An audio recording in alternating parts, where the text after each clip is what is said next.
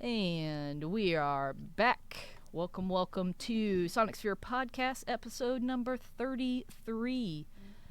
33, hard to believe. We are past the 17 club. We are past the Is that a lucky number, 33? 32 club. We're in 33, lucky number 33. I don't know. I like threes. I'm cool with threes. And I like ones, and I like 11s, and 3 times 11 is 33, and I'm cool with all of those things. So it's good numbers. Right. That's right. This episode, of course, being recorded for Monday, November 7th, 2020. And, yeah, December 7th. What did I say? November 7th? Okay, never mind. December 7th. See, that's why you guys are here, to make sure I say this stuff right. December 7th, recorded for Monday, December 7th, 2020. And tonight's episode is, You Mean It Wasn't Aliens? We'll get into that a little bit later. Yes. Yeah, so tonight, of course, you are joining me. I am the Platinum Viking, your hostess with the mostest that raises the mostest. And we have the Sonic Sphere, the spherical guy, Julie 2, taking us through some music history, of course, one of our favorite segments here, the old school of rock and roll. Julie, what stories you got tonight for us? We're going to talk about when the Theremin came on the scene. Yeah. We're going to talk about the Nixon administration trying to understand the youth of America. It wasn't a big success. And we'll get to talk a little bit about a couple Black Sabbath albums, because we love talking about them. We're going to have a debate on that one, too. And the first successful song recorded for charity. All right. Awesome. And, of course, we are going to pause the music tonight, and we got a couple things this week. Of course, we are going to remember the great Scott Weiland of Stone Temple Pilots and Velvet Revolver. We're going to talk a little bit about that, of course. And then we are going to, of course, debate whether one of the Black Sabbath albums that we're going to talk about is the best Black Sabbath album of the original powerful lineup trio or not. We will see. And then, of course, we will get into a little bit with a couple different things. Winter's coming, right? Winter's It's coming. already I think it's here. already here. We're going to talk a little bit. It's cold. We're going to talk a little bit about, are independent music venues going to survive? Winter's here, so we're going to talk about that, of course. And then, of course, our favorite rockers, love them or hate them. Are they growing up? Greta Van Fleet. We're going to talk a little bit about them. Yeah, our little children might be growing up. We're going to talk about that. And then, of course, we have the first round of tour dates, guys. So there's something to look forward. I'm giving you a holiday gift of some tour dates. So live tours. This isn't virtual tours. This isn't live stream concerts. These are live tours. The dates are in. We're going to go into some of that and give you guys a little bit of a holiday cheer to kind of look forward to. And that includes everything from, of course, Monsters of Rock cruise on land. A land cruise? A land cruise. Kiss. Is that an oxymoron? It might be. Isn't that called a yacht? Land yachts? Aren't those SUVs? I thought that was a really big car. It'd be all right. Also, we're going to talk about Kiss playing in Antarctica. Will they be the one band that has played on every continent there is? We'll talk about that. It would be then. All right. It would be then. Yes, exactly. And finally, we're going to go to our friendly neighborhood bar, and we got a couple different bands and artists who have a couple liquor. We're going to actually talk about the liquor this time. We've got some liquor because we, you like her. So we're going to talk about some of that. And, of course, we have the gentleman that made the bar, the very own bar that's down here. We're going to talk about what it took A lot. to make a bar, Didn't your you? own DIY bar. And we'll introduce you to the man who made that happen. So that's going to happen, of course. And then we're going to fast forward to the future. This is where music and tech come together, or maybe music and aliens come together. Right? Ooh. Yeah. So we are going to talk about Spotify developing an AI technology that is supposed to stop plagiarism. So we'll talk about that. It's very interesting. And finally, of course, for all of my weirdos out there, I love you guys. I have to go into the Utah monolith. We're going to talk about the monolith. It has to happen. So stick around. That's going to be at the very end of the episode, you guys. So just put us on play. go cook something, grab a couple beers, enjoy it. This is going to be a fun, weird, quirky, interesting, exciting podcast episode. And we're going to kick it off, of course, with Liquadora in the house right now. So we have Sandra Joe and Jim Fuller. Woohoo! And also Jolie too also plays a couple times with them as well. So we actually have the whole trio here. But we're gonna get to know Sandra, Joe, and Jim. If you guys don't know who these guys are, You should. you should. There you go. You should. Thank you. Probably, I would say for me, what drew me in for you guys, and I was trying to remember, Jim, when the first time we actually met, and I couldn't quite remember. At an open mic, and I think it was Bottom of the Cup. Was it? Yes, Yep, for all of us. It was. It was Bottom of the Cup. Yeah. Oh, good old Bottom of the Cup days, which I guess is Dos Copas 2.0, which now apparently there is a Dos Copas 3.0 in the works. Wow. Yeah, with some stuff that Dixie Duncan is doing. So check that out, see what he's doing. He's got a couple things going on, so it's pretty exciting. But again, great way to get out there and expose yourself, open mics, and I think I was playing cello at the time with that. Yeah. And I think Dougie was there, or Doug Hazelwood. I don't know if he was still. I think he was. Still there. I remember that. So that was 6 years ago. It's been a while, so of course we don't have Doug anymore. We lost Doug. But yeah. So and one of the things that always stuck, of course, Sandra Joe, you play stand-up bass. Yeah. Yeah, that's right, man. That was exciting because you don't see that very often. That was very cool. Yeah, self-taught. Yeah. So tell us real quick, Sandra Joe, about sort of your journey with the stand-up bass, and I'm curious because mine always was classical in the background. So what was kind of your journey? Well, when I was growing up, we would go to horse shows all the time, and after the horse shows, there would be these big bands in the barn doing country and hoedown type music, and I always heard the bass play. I didn't stare at the guitars or the percussion. I always watched the bass player, and I kept telling myself, I want to learn guitar, I want to learn bass, I want to play an instrument other than clarinet like I did in high school. I didn't like it. I never understood how to read the music, and I just never enjoyed playing the clarinet. So I started teaching myself guitar. And that was probably in 2000, 1999, 2000. And anytime I would go to a jam, I'd complain about how I wanted to learn how to play bass. So a friend of mine was like, I'm tired of listening to you complain about it, and handed me the bass. She said, just shut up and play it. And she showed me the open chords. So we did a bluegrass jam, and I just did, 1, 3, 5, and just played the basic 1, 3, 5. And then when they switched to A, and I'm like, well, now what do I play? And they're like, figure it out. You're a natural. So I just listened to what sounded right, and then I put my tuner on the bridge to find out what note was I playing. So That was pretty smart. Yeah, so after that night, I enjoyed playing it so much. The next day I went and bought one. Wow. And so that was in 2006. And this was a stand-up bass. That I you was went. stand-up bass. Yeah, I was going to say. Where did you buy it? Where'd you find it? That's another story, but I thought I was being pretty fancy. I wanted a German bass, and so I went and bought it.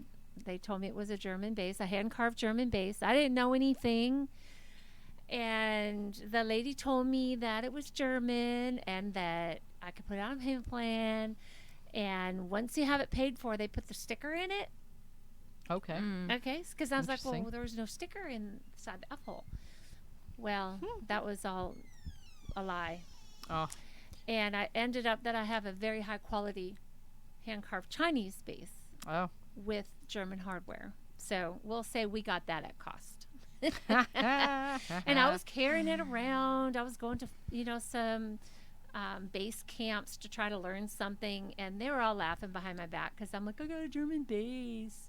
And they're like, don't tell her. It's Chinese. And everybody knew. I'm like, how did you all know? I don't know how they knew. Yeah. But it ended up know. that this bass really should be on the symphony stage because it's hand carved and it can't take the elements. So I went to Music Around and then purchased a That was I- Nina. K bass. Her name's Nina. It's a 63. Bass, nice. 1963 bass. I had her for a week and had it on a backpack carrier, and the strap broke and it landed on the tailpin, snapped the neck off. Oh. So that was terrible. I'll break your heart. Yeah. And I had a guy fix it for me. He fixed it wrong. So then I had to hire somebody else to fix it, and he finally got it right. But Wow.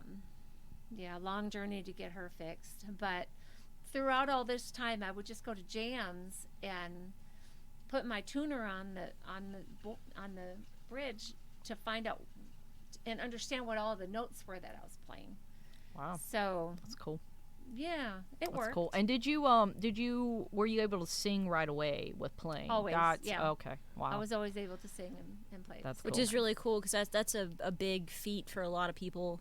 That Yeah. was me. That was my my hardest thing was just growing up and doing classical cello for so many years, and then starting with backups, which was hard in itself. It literally probably took me about 3 years to really be able to start getting it where I could separate that and be able to do that. So I always wished I could have done it right off Yeah. the bat. Me Yeah. too. If I sing a song with syncopation, I have a harder time Yeah, for singing sure. and playing. But other than that, now I just try not to think about what my hands are doing. Let them do it. Yeah. It's like And splitting your just brain sing. in half. Yeah, pretty much. Yeah. Well, I'm blonde, so it's easy to do. Hey now. Dude, it's not that easy. It's not that easy, man. No, it's not. So how did you two start Liquadora? What's sort of the story of how that started? Can Let's I go. tell Let's that? go You back. can, Let's go back in because time. It's really his fault. So It's always the my guy's it's fault. always his fault. Ask Andrew. He'll tell It's always the guy's fault. That's right. So I was playing an open mic about 10 years ago. What was your name back then? What do you mean, what was my name? Your Oh, it was Gearbox. Gearbox. Gearbox. Oh, I wow. had this aspiration that I was going to be this blues player, and I just came up with this name, Gearbox. I just thought that was a cool blues name, blues band name or whatever. So anyway, I had wrote a Okay. few blues songs and wrote some other songs, and I was trying to showcase them at the open mic, and it was my first time ever playing out. Really. Now, okay. So what? How long ago was that? What were That we was in looking at? 2010. Yeah, that wasn't Yeah, too bad. Yeah. 9 or 10. Yeah, about 10 years And ago. so- here in the Atlanta area, that's where you were. Yeah, doing I all was that? here in Yeah. Atlanta, and it was a local bar up in Lawrenceville, and not far from my house. So they had an open mic every Tuesday. So I had been going there for about 3 months, every Tuesday. I never missed one. Never missed it. It was so fun. I just loved it. So, people would come in and they would jam and whatever, and I'm on stage playing, and This beautiful hot woman walks in. literally Sandra, yes, Walks walks in the door. Oh. Carrying with her bass. It was Nina, Oh. strapped to her back in the bass case. This wasn't the day that it got broken, though. No. Okay, good, no, good, that good. was already that had happened earlier. Should have showed up with 2 pieces of a bass and be like, Yeah, I'm ready yeah, to go. And she walks in, and I'm standing on stage, and I lost my place because I was like, oh wow, look at that long blonde hair, and she's Oh. carrying a bass. Oh, And which it's a it's up right now, stand-up by the way. bass. But Sandra Jo has gorgeous. It's all the way down. Yeah. It's all the She way, has all really the way long down. hair. Yeah. Maybe she'll put it down for y'all. But anyway, so I said that's the coolest thing I ever saw. So I always admired anybody that could play the stand-up bass, because my dad played it. He had a trio when he was in the Army back in the 50s, and I heard him play it a couple of times, and I just loved it, how he could do it, and I always thought it was really cool. And then so the girl that she was playing with, they both walk in, and they did a set, and their voices, the way Sandra's voice blended with the other girl's voice, it was like angels singing. It was like I never heard anything like it. Honestly, never heard anything like it at a bar. We might get you guys to do some acapella. Watch we out. just might. Watch out. And so I thought, that's amazing. And, then I got talking with Sandra after they were done, and we just hit it off. And so, and For a while, didn't all three of us play? yeah, we all kind of played together and jammed a little bit, but that didn't work very well. Well, three's So- a crowd. I'm just kidding. So we were at another bar about a month later, and I was outside with my guitar. I was tuning up, and Sandra was outside with the bass. So I said, I've got this song, 21st Century, I just wrote, and I said, here, I'll show you the bass line. It's really easy. So I showed her the bass line. She picked right up on it, and I sang it for her, and she played along. And then I said, in the chorus, you'll hear the chorus. So I went through it once, and I said, if you can, add some harmonies, that would be cool. Well, she added the most amazing harmonies to the chorus, and those are the same harmonies that we do now from Wow. that day on. I mean, Yep. it was So cool. instant. It was like magic. It was like, Yeah. you hear people talking about that. Right, I met right. this. This just works and whatever. But yeah, but also like the whole harmonization thing, like that doesn't happen easily Every day. It for does not most happen every people. day. No, And you guys, absolutely not. But Prob- we both you nail it. understand and have always, like when you sing in your car to the radio, Mhm. the average person sings the lyrics in the, Right, in the melody. in the melody, yeah, and in the we both lead. always sing the harmony.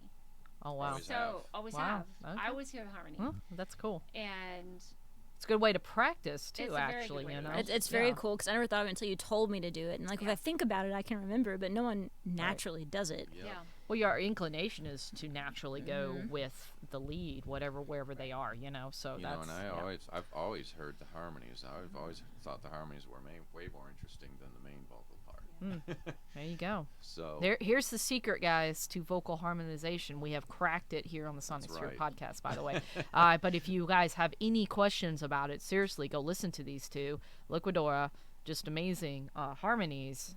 It's great. Told that when we sing on stage, it sounds like we have 3-part harmony.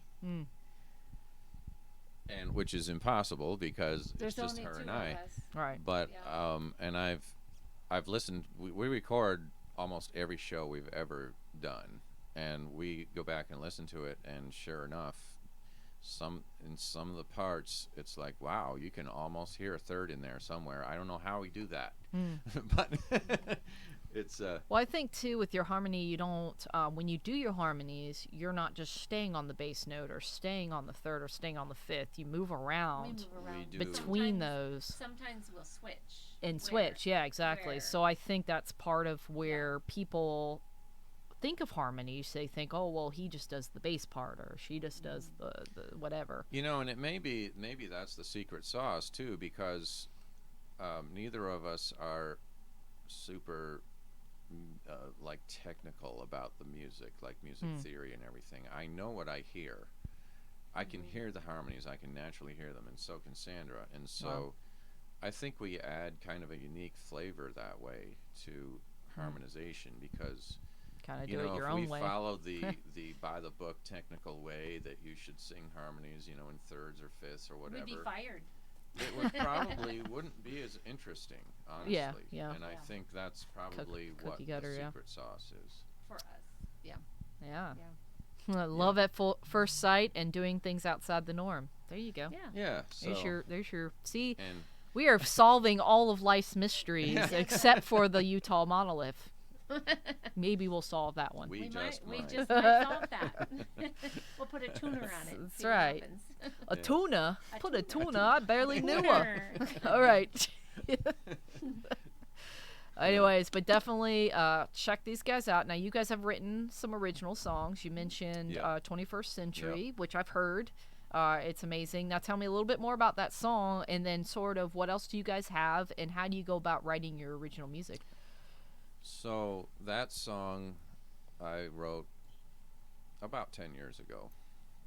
I think it was just before I met Sandra, actually. And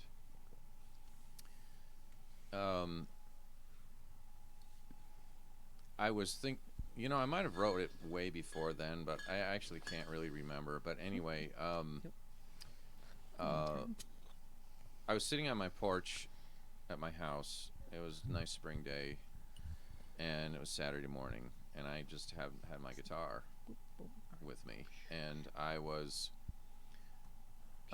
just kind of noodling around with some chords that I was working on, had been working on for quite a few years actually, and so I started thinking about the world and just in general how, you know, it's kind of disheartening the way things go in the world, you know, sometimes with you know, natural disasters and civil unrest and what have you. You know, it can be kind of depressing sometimes. So I started thinking about that, and this line popped into my head: "Why is the world in such a way?" And that was the first line of the song. And then I thought, wow, 21st century. It's the 21st century. I'll call it the 21st century. And so literally I wrote that song, that whole song from start to finish in 15 minutes. It just flowed out of me. That was the you've probably heard other songwriters say this. I don't write a lot of songs, but other songwriters have told me this, and I've heard others say it. Sometimes the inspiration comes and it's like a flood, and it just comes out. And that's one of the best songs I've ever wrote. It's something that I'm really proud of, and we get a really good crowd response every time we play it out. And the song is about the world being a little tough at times, and yet there's always hope. There's always hope out there, because there's always, I do believe that the good outnumbers the bad, and that good will always prevail one way or another, and then in fact there's one line in the song that says, I talked to my mom and she had this to say. Let's see if I can remember how it goes. It's hard to remember without playing it. Yeah. I talked to my mom. She had this to say. Basically, there's good people in the world, and they're going to take care of things. It's and I can't remember the line. I know that sounds stupid, but I just can't remember it. That's cool. It's basically that's how what it's all about. And you know, it's not like I'm trying to solve the world's problems, or I'm trying to, you know, have the answer to everything. I'm just it was just what came out of me at that particular moment, that there is always a silver lining to everything. And you know, no matter how bad things get, there's always good that comes out of it somewhere, and you just have to look for it. Nice. So That's very true. so that's kind of the whole Cool. gist of that song. Do you guys want to sing maybe a chorus? Think you can do that? We'll try. Yeah. Let's see.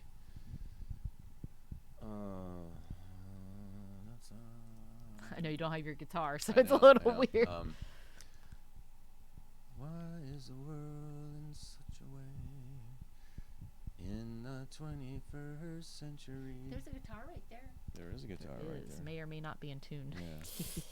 Yeah. Do you think you can? In the 21st century. Nope, I don't think I can do it with. You know what's really funny? Yeah. is I sing better holding my Right. bass. Yeah. Okay. Do you? No, I think I that's can a relate. thing with like people who, I think especially singer-songwriters sometimes, because they write all their music on the guitar as they're Yeah. as they're playing the guitar, as they're making the chords and putting all this together in their heads. I think the lyrics and the melody all comes all together. Yeah. And so yeah, I think in some ways, but in some ways too, that can be a crutch. Yeah. What makes you wonder what will come to be in the 21st century? Well, that was pretty good. Yeah. So- Yeah. Yeah. Woo. Yeah, it's so weird without an instrument, but Now, anyway. do you guys have that recorded and out somewhere? Yes, we do. Well, we we have it recorded, and we did the music video, and then COVID hit. Yeah. So we haven't released it yet. Okay. So Okay. we're kind of waiting to... What's the plan? So the plan is, We want a party. we're gonna Okay. have a release party, and we're hoping our good friend Amy Oh, That yeah. can be help us out with arranged. that. Show her. Yeah, Yeah. I know of a really cool spot. Now they've got this amazing bar like right there, That's Yeah. right. and a full stage. And I hear that the person that they've been doing album releases and stuff. So I Yeah, think yeah, that so- they would probably. I'll make sure I get my people in touch with your people, Yep. and we'll do lunch or coffee or something. Yeah. Yeah. Beer. Or beer. And I Meet think you at the that's bar. probably in our future. So yeah, so check in. We will definitely let you guys know when we're doing these, and we can do it as an artist series too, which we've done here on the podcast. We've done 2 album release and single releases here on the podcast. So, so yeah, check it out, and we'll let you know as soon as we are up and rolling. And well, speaking of real quick, let's get into it. Also, with sort of how has this year affected you guys? What has affected your music? How has it affected your life? I mean, what has happened? How have you guys dealt with all of this? Do you want to go? No music festivals. Yeah. All the ones we normally work have been canceled. We usually go to 3 Yeah. major music festivals every year. And No, it's Merle Fest, right? one of them was Merle Fest, Merle which is Fest. in Wilkesboro, North Carolina. Yep. And that one's 95,000 people.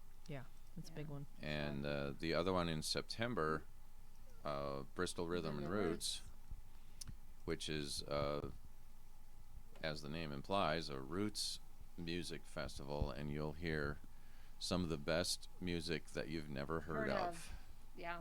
at Yeah. that festival. And that's how it is every year, and that one was canceled, unfortunately. So, and then we have some private festivals that we go to. Some of our good friends throw one up in one called Sneakin' Creek. That one's up in Hiawassee, Georgia, and that was canceled. And then we go to in April we go to a private bluegrass pickin' party down in Savannah, Georgia. And so we had 4 that didn't happen this year. So it was, that was quite a disappointment for everybody involved, of course. Yeah. And So for Now they did that pretty last minute, right? Like so a lot of the festivals would be Yes. like, you're planning this up to right, bought tickets. Or, a month or 2 even. yeah, I would say about a month and a half out before it was going to hit. They said, "All right, I guess we're going to have to cancel." Right. And then you gotta figure out, okay, well, what are they gonna do with the tickets and stuff? Right. And I mean, that's kind of a whatever. And then some of them have decided, well, we're gonna do virtual or not. And that's a whole nother. I feel like a lot of festivals also then try to get into the virtual side of doing an online virtual festival, and just doing the podcast alone. And there's just 3 cameras and 4 mics. Yeah. It's a lot of work. Well, Like this year, Merle Fest, they record everything on the main stage. So Okay. they did during when the festival was supposed to happen. Okay. They did live events from previous years, and then they gave the people an option of saving your ticket for next year, getting a refund, or a donation, because Okay. the money goes back to Wilkesboro and the community. Gotcha. And so you had the choice of what you wanted to do. And that was the same And- for Bristol Yeah. as well. Yeah. You had the Right, option right. of getting a refund or Donating. donating. And these were the ones you guys were attending And That we- we and worked. playing we as well. while we didn't play at those, we volunteered. Gotcha. Bristol, we volunteer backstage at one of the stages, which is the absolute most fun that you will ever have Have to work. working. Right. Yeah. Because you get to meet all of the performers that come backstage and get And- ready, Yeah. and you can and talk to them. And Help, I Yeah. help them. highly recommend Oh. volunteering. It is Yeah. so fun. That's and awesome. You really see stuff that most people would never see. Who was your favorite? I was gonna person you say, met? who was your favorite, I know who my and favorite who was the biggest act that you guys have seen at these festivals that you guys did? I know who my favorite is. Well, as far as well known, we saw Colin Haynes of Colin Men at Haynes. Work Oh yeah. and got to talk to him, and he was really cool. And but I would say, and you'll probably agree, but we saw a band called Elephant Revival. Yeah, they were. That's They a were great pretty name. amazing. Mm. And being Never heard of them. Never They heard of were them. so incredible. and we were watching them set up, and we're like, look, they don't know what they're doing. You know, she's doing a sound check and she's way off the mic, and we're like, oh, you know, this Right. is going to be great. Oh man. Well, it ended up that she was so cued in with her voice, and she had to be She that. knew. Yeah. She sounded almost like a harp playing when she sang. Wow. It was so beautiful. Wow. And she played an instrument with her feet, and she did washboard. She had And- picks on her fingers, and she Dang. would play that washboard While she like sang, I and never it was, saw. It was beautiful. Absolutely beautiful. That's cool. But the most memorable person that I met and got to talk and joke around with was Marcus King.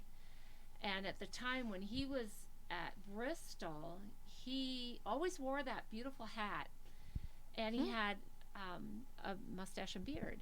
And I went up to him and I'm like, you look like my son. Hmm. You could be my son. Wow. And so I showed him a picture of one of my boys, Oh. and I'm like, look it, Huh. I'm your mother from another mother. Oh. And, Oh yeah. and he said, well, you're now my Atlanta mom. And I was like, yeah, I'm Marcus King's Atlanta mom. That's cool. It's great. Probably never see him again. He's a good boy. But every time I see him playing, I'm like, he is the most amazing performer and artist, and he's so into his craft and following in the footsteps of the Allman Brothers is just Wow. amazing. That's cool. Very cool. Yeah, we met So many great people. so many. There's this one band that comes through there called Scythian. Oh. And they're so fun and so full of energy. They're kind of Celtic rock, Irish. Oh, wow. Irish, Cool. Americana. So not like the Siths, the Grand No. Sith. Oh, okay. No, not like I that. was like, are they a Star Wars But band? they jump. They're jumping all over the stage while they're playing violin and guitar. Oh, and nice. They're Accordion. so full of energy and such great guys. And I mean, they It's know awesome. how to get the crowd going. Yeah, yeah, man. Amazing. High energy. Very, Yep. very high That's energy. awesome. Also, for you guys out there, I know Facebook is dropping some of these frames, so stick with us. If you missed any of the Facebook Live, don't worry, we've got you covered. It will be back Because later. it will be edited and it's nonstop, no mess ups up in YouTube on Wednesday. So you guys can watch it from start to end without any of the dropped frames and hear any of the dropped audio or whatnot.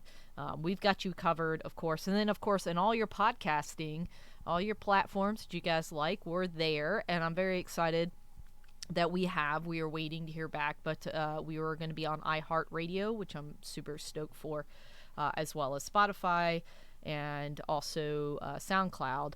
So there'll be even more places for you guys to find us. So don't worry, stick with us.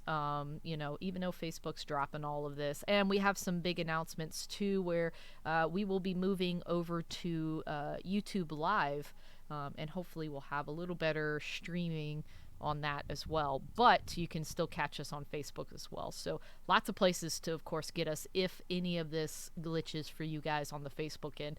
For you guys out there in podcast land, you know, you're good, you're golden. That's what's great. So all right, cool. Well, let's get back with Liquadora, and we're doing festivals. Of course, nothing happened in this year, but so one of the questions I like to ask is, like, if you could put together your, like, all right, I'm going to go on tour. Money's not an issue. We can safely go on tour. What would be your, like, your dream tour? Like, anybody, you can ask any band or any artist to be on tour with you. What would you be your, like, sort of your dream tour? And then where would you want to tour? So the lineup and the destinations. Oh, my. oh, Yeah. wow. Yeah. I know, it's just gifting. Yeah, So I'm gifting you this. So Being that we once opened up for ourselves, that was amazing. Remember when we Yeah. did that? Pulled Yeah, we that played before, at too. the now defunct Wild Bill's, oh, Wild We Bills. opened for and ourselves. we opened for ourselves as Liquadora, and then we played Highway the 81 South. Highway 81 South band as the big rock band Yeah, it was later awesome. on. So that Yeah. was fun. Yeah, so Um, touring. Wow, I think that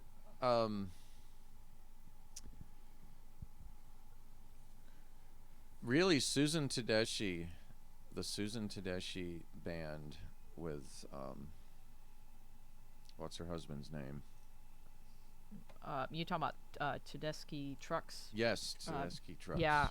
Is it Steven? Could be wrong on that one. They're really cool.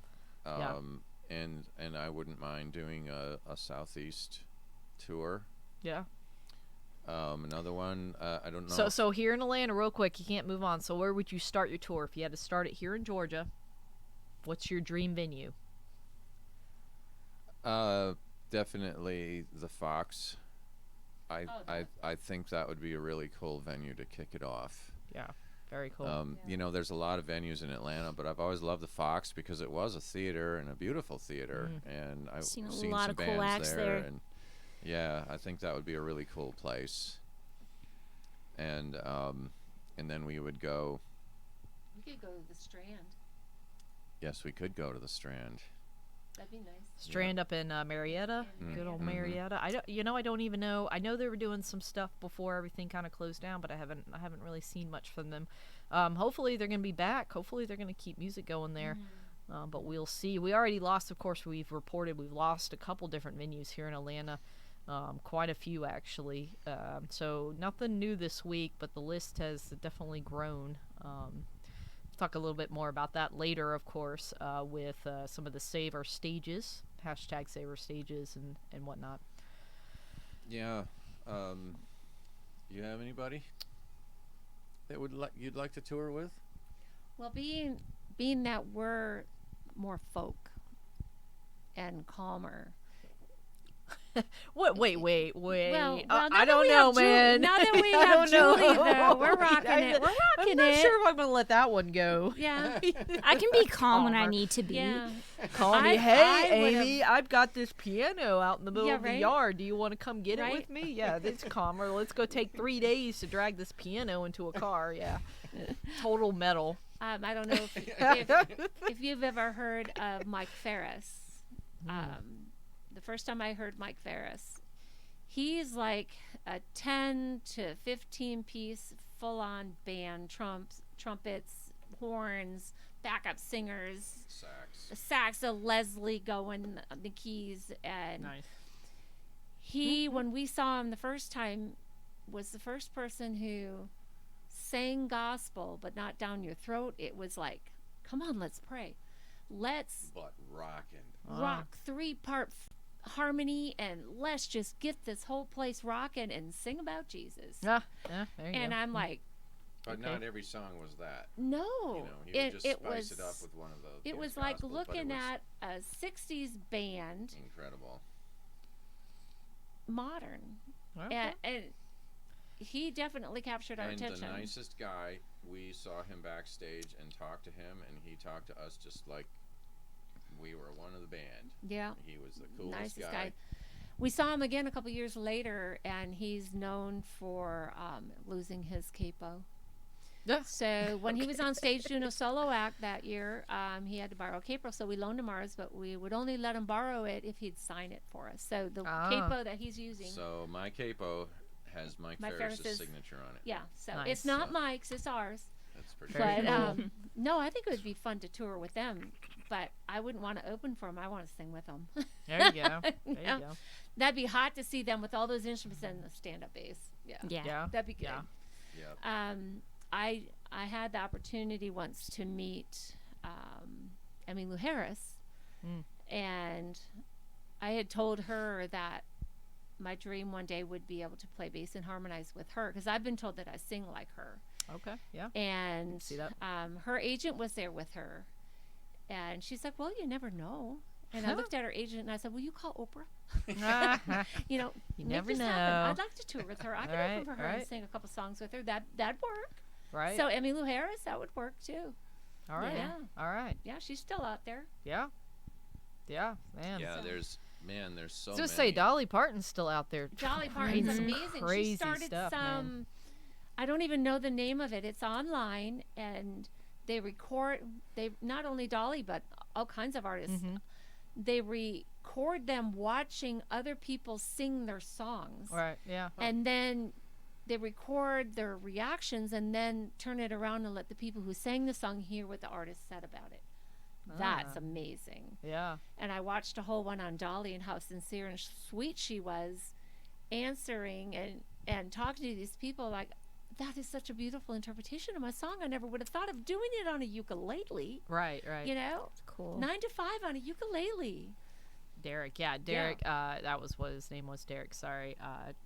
The guy's name for Tedeschi Trucks was Derek. That's what it was. Derek. Yeah, Derek. Yep. There you go. There you go. Thanks, Mark Cook. Thank Thank goodness you're there, man. Yeah. And let us know. have Keep brain us fog every once in a while, keep but- us in line over here. Yeah. As we keep getting frames dropped. Sorry again, guys. This is I don't know. Everybody's on tonight. Must be a busy night. if you want to talk more about that, when the COVID hit, Yeah. about Yeah. how Yes. we dealt with it personally. Of course, all gigs out, playing out were Right. over, and we had So how no- long was that period for you? Because I feel like it was a little different depending on where you were in the industry, as to where that shutdown happened. So for me, it was pretty much like mid-March, and that's when it came down through, through the literally the state had shut. The Yeah, state it was like, probably officially the shut end down. of March. Okay, By and then the time everything just was done. right, and then so then venues had to shut down here, right? So you couldn't. There was no place, literally to go, No. or everything shut down. No. But then some venues did open back up for music. Now, did you guys get in with that? Or are you like how much of a? We started doing live shows in our front yard. I've seen a couple I of saw those. those, Yeah. yeah. Yep. We played. Be innovative. Yes, we played Facebook Live for 2.5 months every Friday night. Wow. Okay, I didn't know. Didn't that. miss a day. Dang. Yeah. there And you go. we started to get a following in Yeah. the neighborhood. People would come with their coolers and social Spaced out. distance. It was great. We even joked around. We had a tape measure, and I To would measure measure. us I would say, apart. "All right, you're too close." Yeah. But I thought that this is the most. These are unprecedented times, like we've never seen in our generation, certainly. And Right. so, people are scared. People are nervous. They don't know what's going on. I was nervous. I was really kind of freaked out at first, and I thought, we're gonna make the best of this. And we wanted to practice, but we're like, why should we just practice in a Why room when not we could do it live? outside and let Yeah. people hear it? Right now, And- so were there like tech trouble? Like, did you guys have like that tech jump hurdle that you had to get it through, or how did you guys kind of go about doing your live shows? We Just did it. just recorded it on the On the our phone? phones. Phone yeah. with Facebook, just And- set it up and just hit record Facebook Yep. Live. Yep. Yeah. Okay. And that worked really, really well, and the sound quality was amazingly good. Yeah. Yeah. Because I listened to some of the shows that we did with headphones, and it sounded really good. The bass was good. Now you guys were sound though balance. playing out of like a PA setup in the Yes. yard. So there's Yeah. We yeah. set So everything up. so there was a PA full like you were plugged in. This wasn't just strictly Right. just It would have been acoustic, just like we were playing at a bar or venue or whatever with our full sound system set up, Right. Okay. and that seemed to work really well. It was fun. Yeah, and so we did that for 2.5 months, and then the bars we started to hear that the bars were talking about opening up again, and our good friend Andy started. He was talking about starting the open mic back up again, and he set up I can never think of the name of the mic where everybody An stands around. omnidirectional. An Omni mic. Omni. Yeah. So in order to keep everyone safe, where there was as No little contact. contact as possible, People weren't nobody's sharing the touching mics cords, and nobody's stuff. touching, Yeah. mics and sharing mics and whatnot. There was one single mic. You would step up and you would stand Play in front of acoustic. it and play acoustic, and that mic picked up everything. Yeah. And that worked really well. And Which, by the way, we have Andy coming on Soon. Yeah, and Awesome. yeah, he's going Awesome. to be 3 weeks, coming right? up. So yeah, yeah, you and guys got to check end that of out. January, Andy's a good beginning of guy. February. So Yeah. we're going to get into like what it took to do, like to run an open mic. What does it take to keep it going, and then what did it take through COVID? So we're going to get all into that. I'm very excited about bringing him on. Yeah, very cool. Yeah. So we were industrious. I wasn't gonna let it get me down. I even did some just random live streams from my house. I just played. In the kitchen. I played in the kitchen. I played in my practice space, and just set up Facebook Live and just played. And I was amazed at how many people tuned in. Right. Yeah. And I was also amazed at how many people said, "Oh, I just needed this so bad." And so that really made me feel good, because, I could have just sat around and done nothing, Right. and just waited for all of this to blow over, which I would still be waiting. Yeah. Yeah. Right. But So- we decided to do something. Did you feel, and I kind of got like this with some artists that I play with and whatnot, kind of the other side of the spectrum, which was, you're giving away your art for free, essentially. Did you ever feel that, or did that ever cross your mind?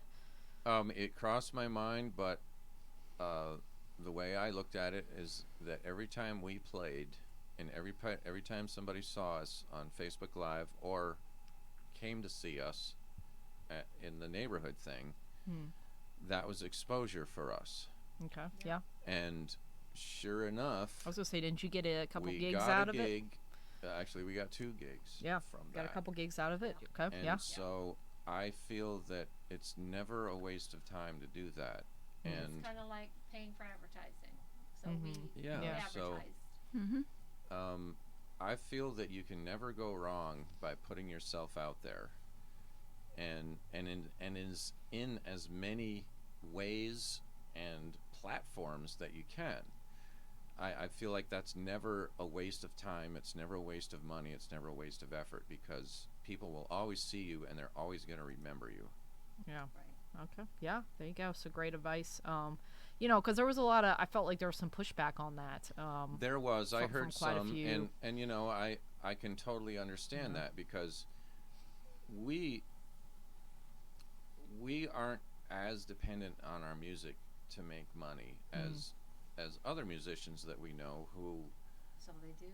that's Yeah. all they did to make money, and it really hit them Right. hard. And Well, I totally get that. I think the other side of the coin too that I think a lot of people don't think about. It's not just the money. I think it was the fear of putting something out that maybe wasn't great quality or high quality, and then the fear of that actually being more detrimental. And I feel like a lot of people got overwhelmed thinking they had to do this X quality show live, and to try to figure out the logistics of all this stuff, get the equipment to try to do that, Which is more money. which is a lot of money, by the way, just to get the mics. Each one of the mics in the studio here that we're using, it's $500 a piece. So you're Exactly. talking about $2,000 for just the mics, and it's just the mics. That's just the beginning of it. And then on top of, obviously the control board, the Right. actual,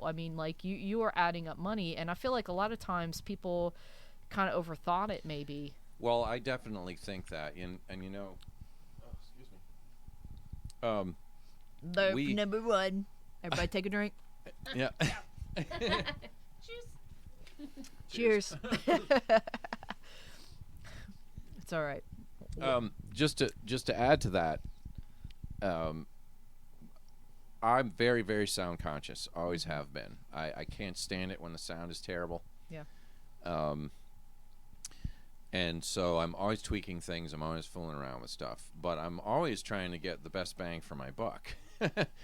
So fortunately, before all of this hit, Sandra and I had gone Facebook Live for years, and so we kind of Already knew. had got it down.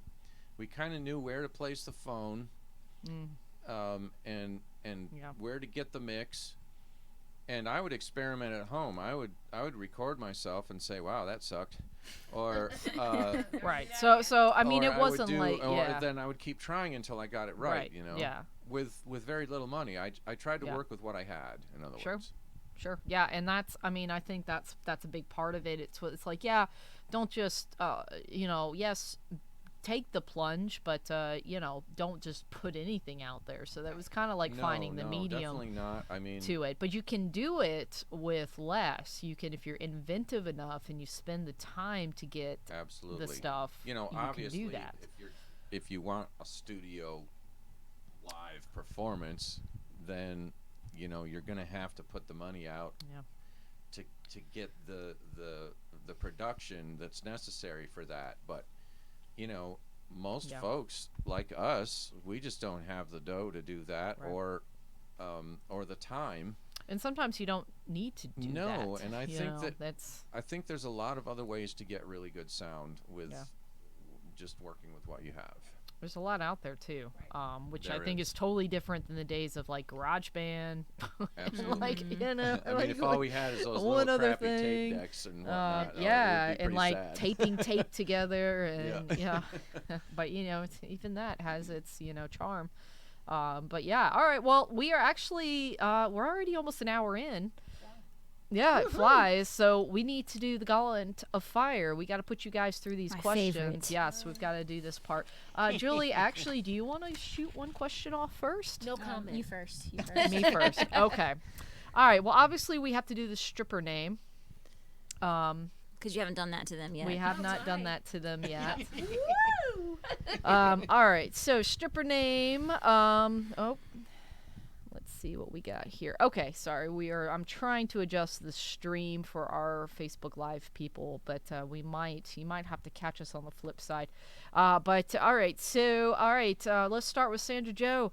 All right. So Okay. the name of your first pet that you had. Do I really have to say You it? have to say it. Because I inherited it from my sister, so that's I exactly- didn't name it. So Doesn't matter. Should it be the one she named or the one she was given?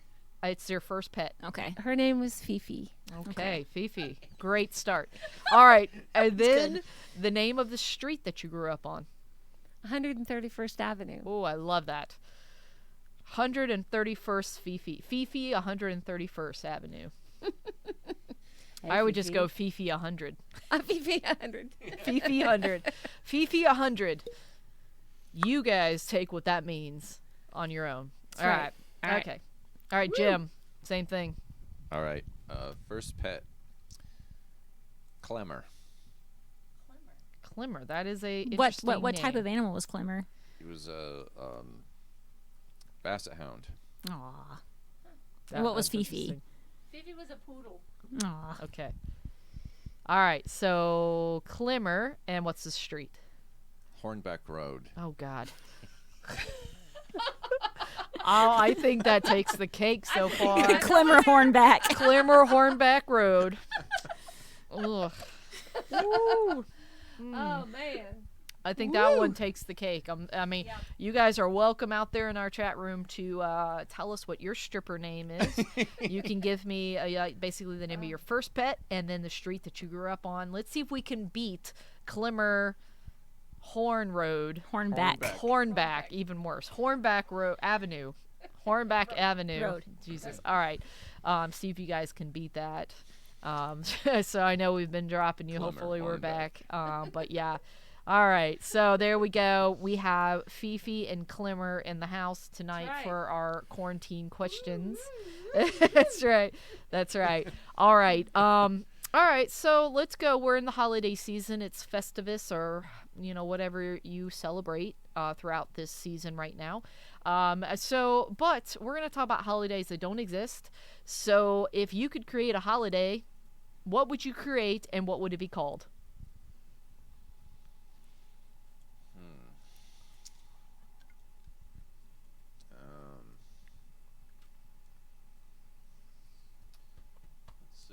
Let's see. Stumped him. Yeah. You can Stump 'em. celebrate anything on any day that you like. It's You your can. decision. It is. Right. See, I would put something on leap year. Then you could only celebrate it Every 4 years. That makes it more special. That makes it more special. I don't know. Right. You have to leap over things the entire day. I don't know. All right. Yeah. This is awful. Oh no! You guys have had the longest pause That's terrible. of any guest. Okay, this is really off the wall, but it's to me it's very satisfying to cut my nails. So It could be anything, like I said. July 1st is National Cut Your Fingernails Day. Now, should people let their fingernails grow in June so they can appreciate the moment more when it comes? Absolutely. Okay. Yes, because you've got those long Now, is suckers. it like cut your own, or is it like Do you cut someone else's? No, cut my own. cut your own? Okay. Is 'Cause it like a particular style? Like, do we go like creative with this? I do kind of. I keep them very short because You have to. guitar, Yeah. but I keep them pretty manicured. You know, I because if I don't, then they snag. My nails they'll split and they'll break really easy. So maybe it'll be July 1st. Cut your nails and play Guitar Day. I like it. Yeah. There you go. That's a good one. Okay, Sandra Joe, you got anything for me? So I got to think of what Fifi? day I'd like this to be on TV. So I like crystals and rocks and gems. So I think we need a holiday where we go exploring in caves and finding geodes. And It's a holiday for rock hounds. Yeah. Oh, it's a yeah. rock hound holiday. Yeah. So when I'll go. yeah, I think that'd be fabulous. I'd love to, dig in the So, dirt and really find. Obviously, we real got to be able to gem. travel for this. I But know. that's okay. We'll. Yeah. What day? What day would that be? Well, You want nice weather. yeah, we do. So, but if you're in on the other side of the world, it's not nice weather when it's nice weather here. We might have to make it like June 15th. It's All not right. too hot. It's not too cold. All you need is a light sweater. Lordy. Fifi and Clementine, or Clement, or whatever it is. Fifi and Clementine in Clemmer. the studio. Clemmer. Okay. Clementine. I knew. I've never found my own, a real stone. A real. You should know- tell them about the singing bowl that you have. Yeah, everybody at Sneaky Creek knows that I have a big crystal bowl that you sing, and I think it's a B sharp, and you get that bowl, the crystal Very bowl cool. resonating, and It's very calming. It's amazing. very calming. Yep. Yeah. So we can all be sharp out there, guys. Yep. All right. Okay. So if you could be, since we're in the holidays, if you could be either a hobbit or an elf for 24 hours, what would you be? I know what I would be. I would be an elf. I'd be an elf too. Julie? Yeah. Elf? I would totally be an elf. Definitely Elf. be We an got all elf. these elves in the house. Yep. I don't know. I kind of want to be a hobbit. I'd really like to know what it feels like to have big feet, hairy feet like Is it that. the and 7 walk- meals a day? I don't know. I think the hobbit life would be much calmer and more enjoyable. I think I just want the adventure. And then there's the whole living forever thing. I'd be okay with my hovel in the ground. I like the thought of the elves have the pointy ears. I think that's cool. All right. And they're kind of mischievous. And they all like to sing Right. and make Depends on the toys. elf. And, Yeah, that's right. Yeah, it's like, yeah. I want to be a dentist. Oh, boy. Okay, Fifi the dentist. Fifi 100. Yeah. Dentist for $100. Yeah, All right. right. Yes. All right. Okay. All right, guys. If you guys could be a fruit, what fruit would you be? You guys are both fruity. I figured this would be a good question for you. I would definitely be a blueberry And why is that? because they taste so good and they're so. So you want to be colorful. eaten.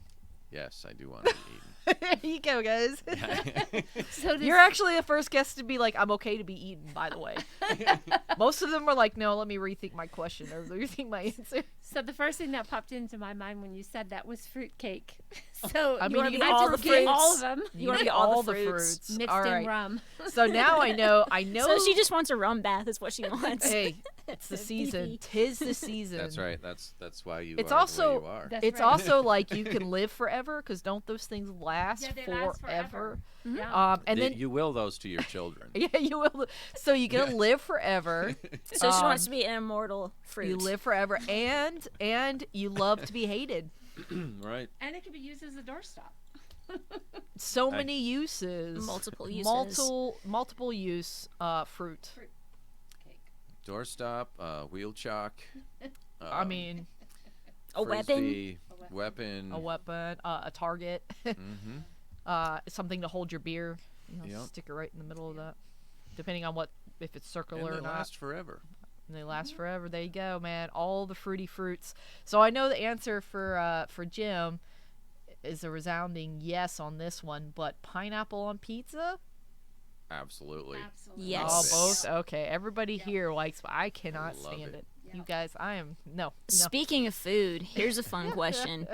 So you have the opportunity to reinvent the food pyramid at no harm to yourself or others. So whatever the FDA says, that's out the window now. It's up to you now. So what is the most important food, starting from the bottom, being the most important, going to the top to things you don't really even need to eat anymore?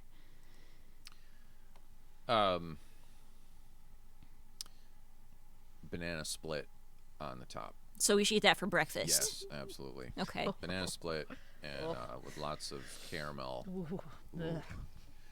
and Reese's pieces on there. God. Ooh, Oh, 3 things I hate. that's a Yeah. hearty breakfast. That is all you, man. That is your yes. Yeah. Oh Little chocolate drizzled in there. God, 4 things I hate.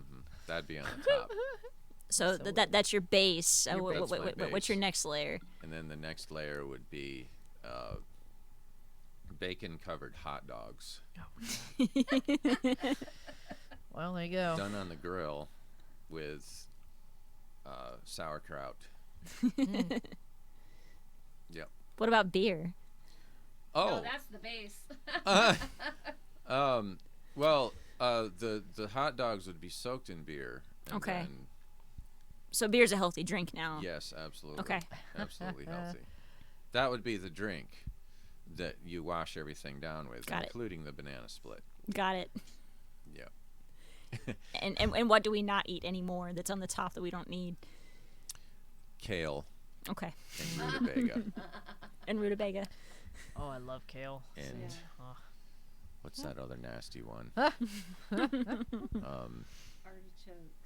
Oh, I like artichokes. Artichokes are kinda Sweet nasty. potatoes up there for me. Actually, hate I have a sweet challenge potato. for you. I think I can make an artichoke that you'll like. So we'll try this sometime. Okay, good. Yeah, for me it's goat cheese. That goes in the top. I can't stand goat cheese. Now, any goat milk, goat cheese. Yeah. It goat smells milk. like a goat. Oh, I No, love all it's that. gross. See, I'm just the odd man out on this one. It's I like okay. arugula. I like kale. I just don't like goat cheese. Oh, I love all that stuff. And I'm not really into pesto either. I love all Keep that. it off my pizza. Yum, Yeah, yum. yeah.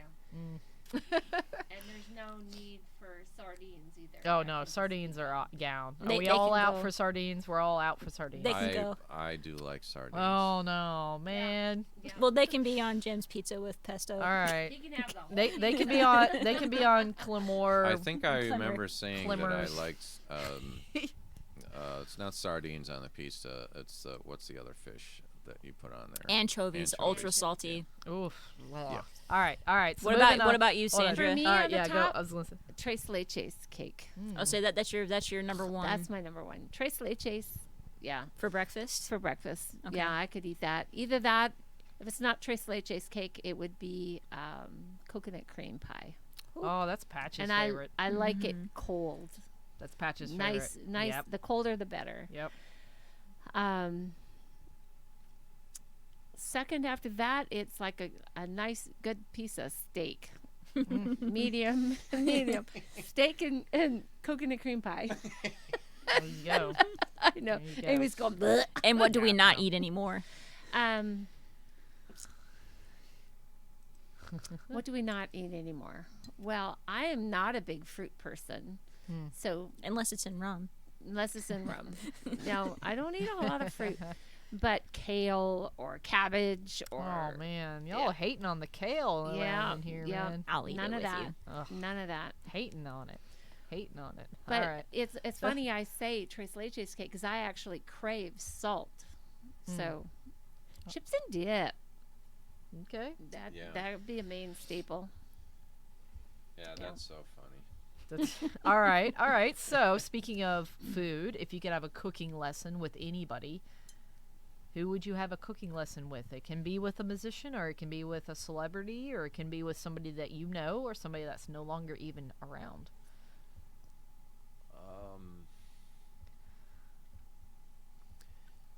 I would say with that guy Emerald. Remember him? Yeah, Okay. bam. Yeah. Bam!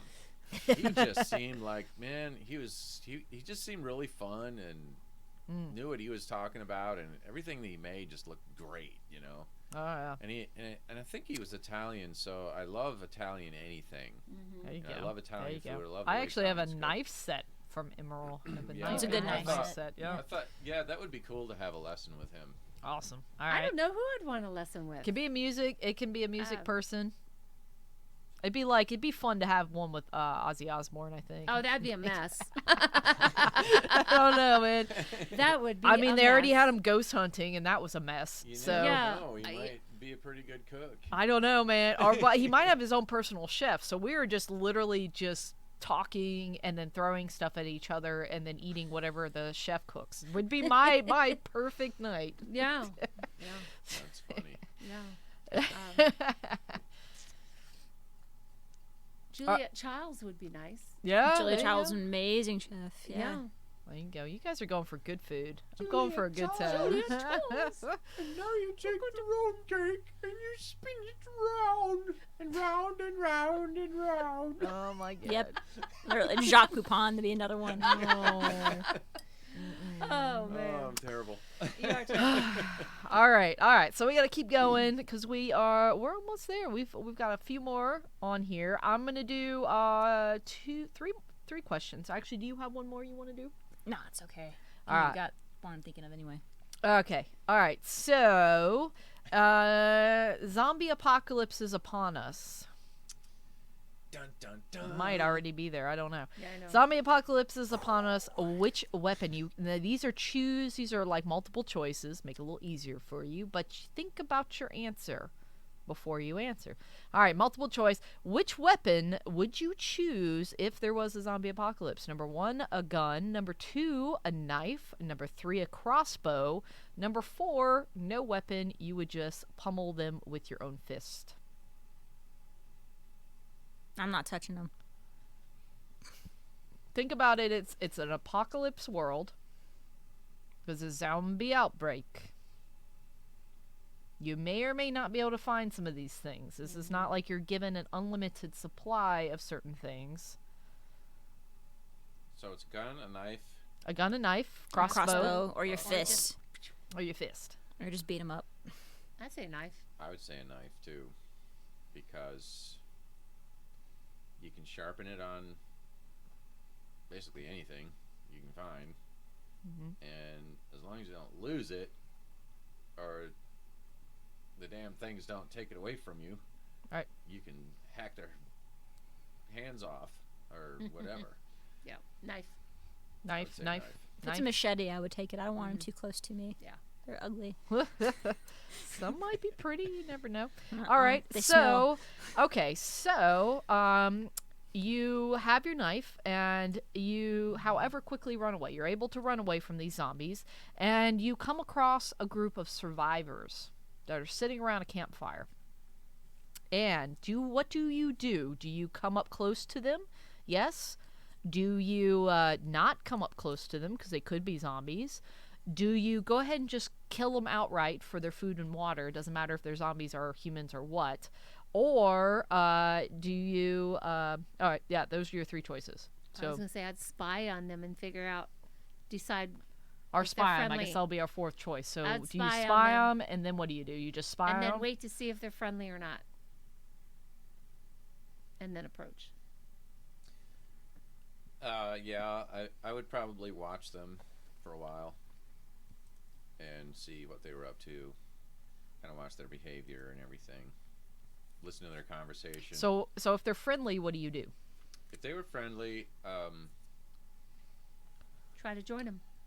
I think I would try to join them and try to collaborate and join forces.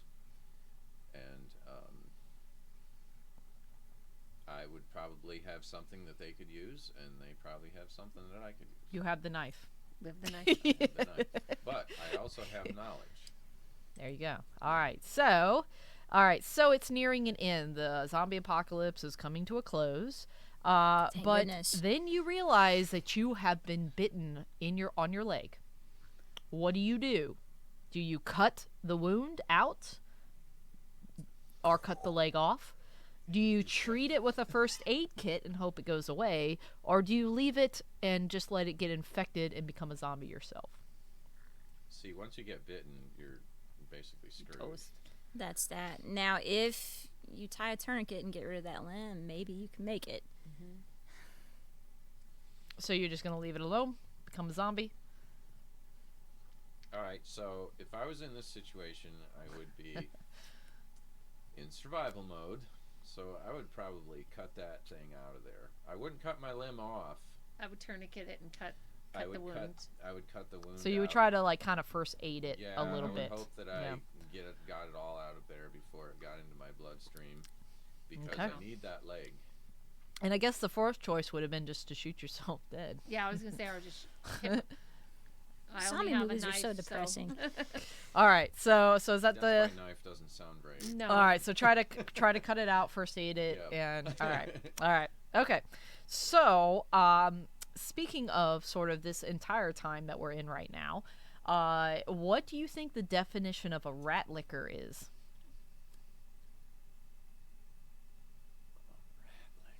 Can't look it up. What's the first thing that comes to your mind? A snitch. Somebody that is trying to deceive you, to con you. A rat licker. That's what I think of.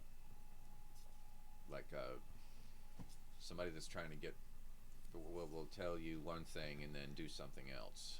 You know, Or Two-Face. yeah, a two-faced person. Okay. Sandra Joe? It's probably had something totally different. A rat liquor, as in alcohol liquor, or a rat liquor? Rat licker. Like I'm gonna go clean my rats. I mean, that's That's your what I thought. definition, which we did have somebody suggest that you just go around licking rats. Licking rats. Is that your definition? That's my definition. Okay. All right. Well, I'm not going to tell you what it is because that would ruin this part of the questions. So you guys can go figure it out what a rat licker and a rack licker is. Rat Oh, licker. No. What about that? Totally different definitions. Yep. All right. So we're going to leave you with you must choose your quarantine house. This means that you are locked up in a house, and these are the only 3 things that you can have for entertainment. Okay? 'Kay. First house is you can have cocaine, you can have some hookers, and you have Gary Busey. Your second house is that you can have some shrooms, however you like them, Legos, keep yourself busy, build some things, and Johnny Depp to play Legos with you. Okay, number 3, marijuana brownies. All right, you can have the Nintendo, but just the Wii. You don't get any Nintendo. This is the Wii, Nintendo Wii, and Betty White. I think I'm taking the shrooms, man. All right, You got number one more choice. Number 4, house number 4 is that you can have alcohol, any type that you like, any way that you like it. Trivial Pursuit, any of the versions that you want, and Sean Connery, dead or alive, or zombified if you're into that. I don't know. Johnny Depp. All right, Yeah, so you're going with house number 2, Yeah. House number 2. the Number 2 shrooms, for me. Legos, and Johnny Depp. Yeah. All right. That would be an absolutely cosmic comic. Yeah. Like, that would be Yeah. totally rad. Yeah. Totally rad and radical and all those things.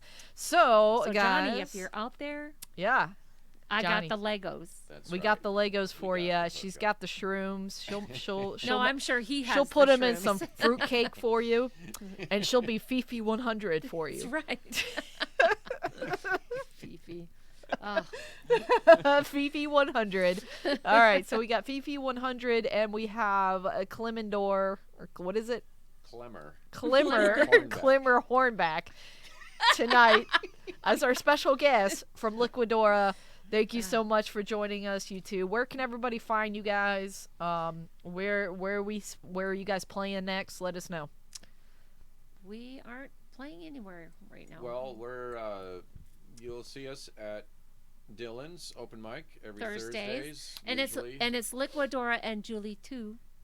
There you go. Uh-huh. So we got Julie 2 over here. And Dylan's is over in Lawrenceville. Yes. For you guys here in And Atlanta you can area. find us Off Five on Forks. Facebook. Yep. And it's So Liquadora, Sandra, Joe, and Jim. there you go. Check it out. I did include the link down here for all you guys who are Awesome. clicky clicks. We Click, do- click, click. We do everything from private parties to Country clubs. country clubs, Coffee music shops. venues. Mm-hmm. Yep. So for hire available. These guys kill it. It's amazing. So go check them out, and of course go see them live when you can, when it's safe so to do, Yeah. and you can get out and we're getting towards that goal, it seems. So yeah, so good news all around. We are gonna go to our intermission, guys, because we're already at an hour and 20 minutes of fun. We just yeah, I know, it's crazy. So don't go anywhere, guys. We're you guys over there again in podcast land. We're gonna be right back. It's just like we never left. For everybody else, go grab a beer, go grab a drink, go grab some popcorn. Go grab a girl. Go grab a girl. Go Some fruitcake. grab And some some fruitcake. fruitcake. Go grab some shrooms. Go grab some snackies. Whatever makes you happy, because we will be right back. You don't have to go anywhere. You don't have to do anything. You just have to keep listening. So we'll be right back. You must listen. That's right. All right, guys. We'll be right back. 10 minutes. Everybody else will be right back literally. And 1, 2, 3. And now, on with the show. All right. Welcome back. Welcome back. Episode number 33, Sonic Sphere Podcast. I think it is time to do some old school of music, rock and roll. All right. Let's go to class real quick. Guys, we've got Julie 2 over here. We're going to get learned on all of this great music history that's happened this week. So let's do it.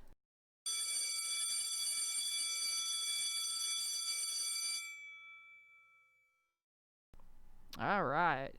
What are we starting with today? What's our first lesson? Well, we're starting off with Thomas Edison. This wasn't the year that it was patented, but this was the year in 1877 that he first successfully, with his partner, was able to design a phonograph. So he finished his first phonograph design, and he gave a sketch of it to his machine mechanic, a former Swiss clockmaker, by a guy by the name of John Crucy, to build. 30 hours later, Crucy got done with the model, but Crucy bet Edison $2, which was a little bit of money in 1877, that it wouldn't work. Sure. Edison took him on his bet and immediately tested the machine by speaking a nursery rhyme into the machine and into the mouthpiece, and that's really kind of spooky recording of Mary Had a Little Lamb. Don't we have that? We have that, yep. You can YouTube that and go find that. That's pretty cool. So to Crucy's amazement, the machine played his words back to him, and I guess Crucy owed Edison some lunch. Lost the $2, man. $2. I bet it was a $2 bill too, man. That was that back in the day. They were, we used $2 bills back in the day. So Crucy would go on to be involved in a lot of Edison's projects. The guys got on and worked really well, and they worked on the quadruplex telegraph, the carbon microphone, and the phonograph, and the incandescent light bulb and system electric lighting together. Both of those guys did. And we have what we have now, famously. Innovation and a $2 yes. bet. Hey, man. Hey, a little incentive goes a long way. 1827, Lev Theremin applied for a U.S. patent for the Theremin. Nice. Now this is what I love. This is one of my favorite instruments. I love playing this. This is a very different instrument. So, tell us a little bit more about what's going on with the Theremin. Well, like a lot of inventions, the Theremin was an accident. Theremin was a radio engineer with the Soviet military in the year of 1918 when, while he was building a powerful transmitter receiver, he noticed a really odd feedbacks type sound coming from it. He said, wait a minute, let me make this music. And he realized if he did this, I can make sounds that I want to make by moving my hands. Right. That's fun. He said later in an interview, it turned out that when the capacity changes at a distance of the moving hand, the pitch of the sound also changes. And he had happened upon heterodyning, a process that combines two frequencies to shift one frequency range into another new frequency. So it makes for a change in pitch and volume. In 1919, he built a prototype on purpose this time of what would become the theremin. Yeah, and it was big too. The old Theremins. They're like a really big writing desk. It was literally like a freaking like kind of those old radios. They're like cabinets, all wood. They're furniture. They're heavy. Yeah, they're big. But that's what they had to do to amplify it. On top of getting the sound out, so then you had to amplify it. So the instrument made its first public appearance in 1920. Theremin brought his invention to the U.S. in December of 1927 for an extended tour. While he was pursuing his U.S. patent, he performed with the New York Philharmonic at the Carnegie Hall. The New York Sun reported the next morning in the paper that the audience of the Theremin debut in the Metropolitan Opera was pleased, entertained, and a bit awed. That's what I want for my performances. You guys were pleased and entertained, but it was a little bit on the weird side. Mouths open, not knowing what to say. It's probably what they've never seen something like that before. Oh man! So when the Theremins went on sale for $175 each, which you know how much that is in today's money? I was gonna say about two grand somewhere. About $2,600. Yeah. Wow. In today's money, the instrument became kind of a luxury purchase for the jazz age, Mongol guys. Henry Ford's son is said to have owned one. Of course, he had the money. Yeah. If you're not familiar with what a theremin can do, Rush, the Beach Boys, the Rolling Stones, and Led Zeppelin are just a few modern artists who have incorporated the theremin into their compositions. Ooh. Yeah. And then they've got also the Over the Rainbow. That was a really famous famous song. And right now I'm blanking on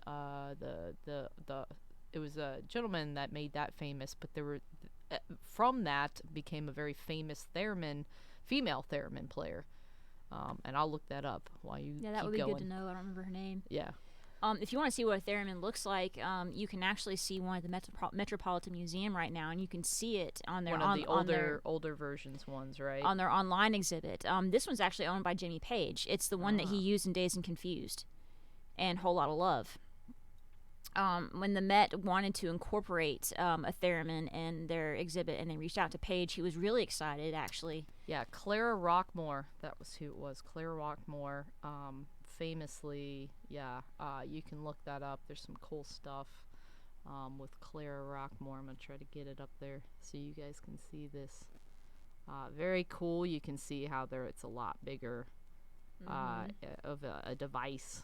Almost, but she was famously went around and did a bunch of tours with this, and I think let me keep going because I think she was the one that actually did on the movie, on the actual movie, on the movie itself, yeah. So anyway, when the Met reached out to Jimmy Page to ask if they could use his theremin exhibit for their Play It Loud exhibit, he was really excited, and he came down and gave the staff a demo of how it worked. And if you want to, you can go to the website now and see Jimmy Page's theremin. Nice. Okay, yeah, and she was a violinist first, so that kind of explains a lot about how she was very good at the intonation. It's about where in your fingers and where your hand is in relation to the space. Those fretless instruments will teach you a lot. She was apparently very, very good at getting absolute pitch, which means she could nail the pitch. Theremin isn't not like it has frets on it either, so you're not like you can't just fret it and it gives you that pitch. You have to lock in yourself with your brain. Yeah. So she also could achieve a steadier tone and control the vibrato by keeping the tips of her right hand thumb and her forefinger in contact. So she was kind of developed what we know as almost modern theremin playing, which interestingly enough, and very cool. And check her out, Clara Rockmore, of course. She's very cool. And now that you can even get them now, of course, Moog went in and you can buy theremins now. They're not the big furnitures. Mine's a little bit. I actually have one. It's a little bit small. It's literally like a shoebox size.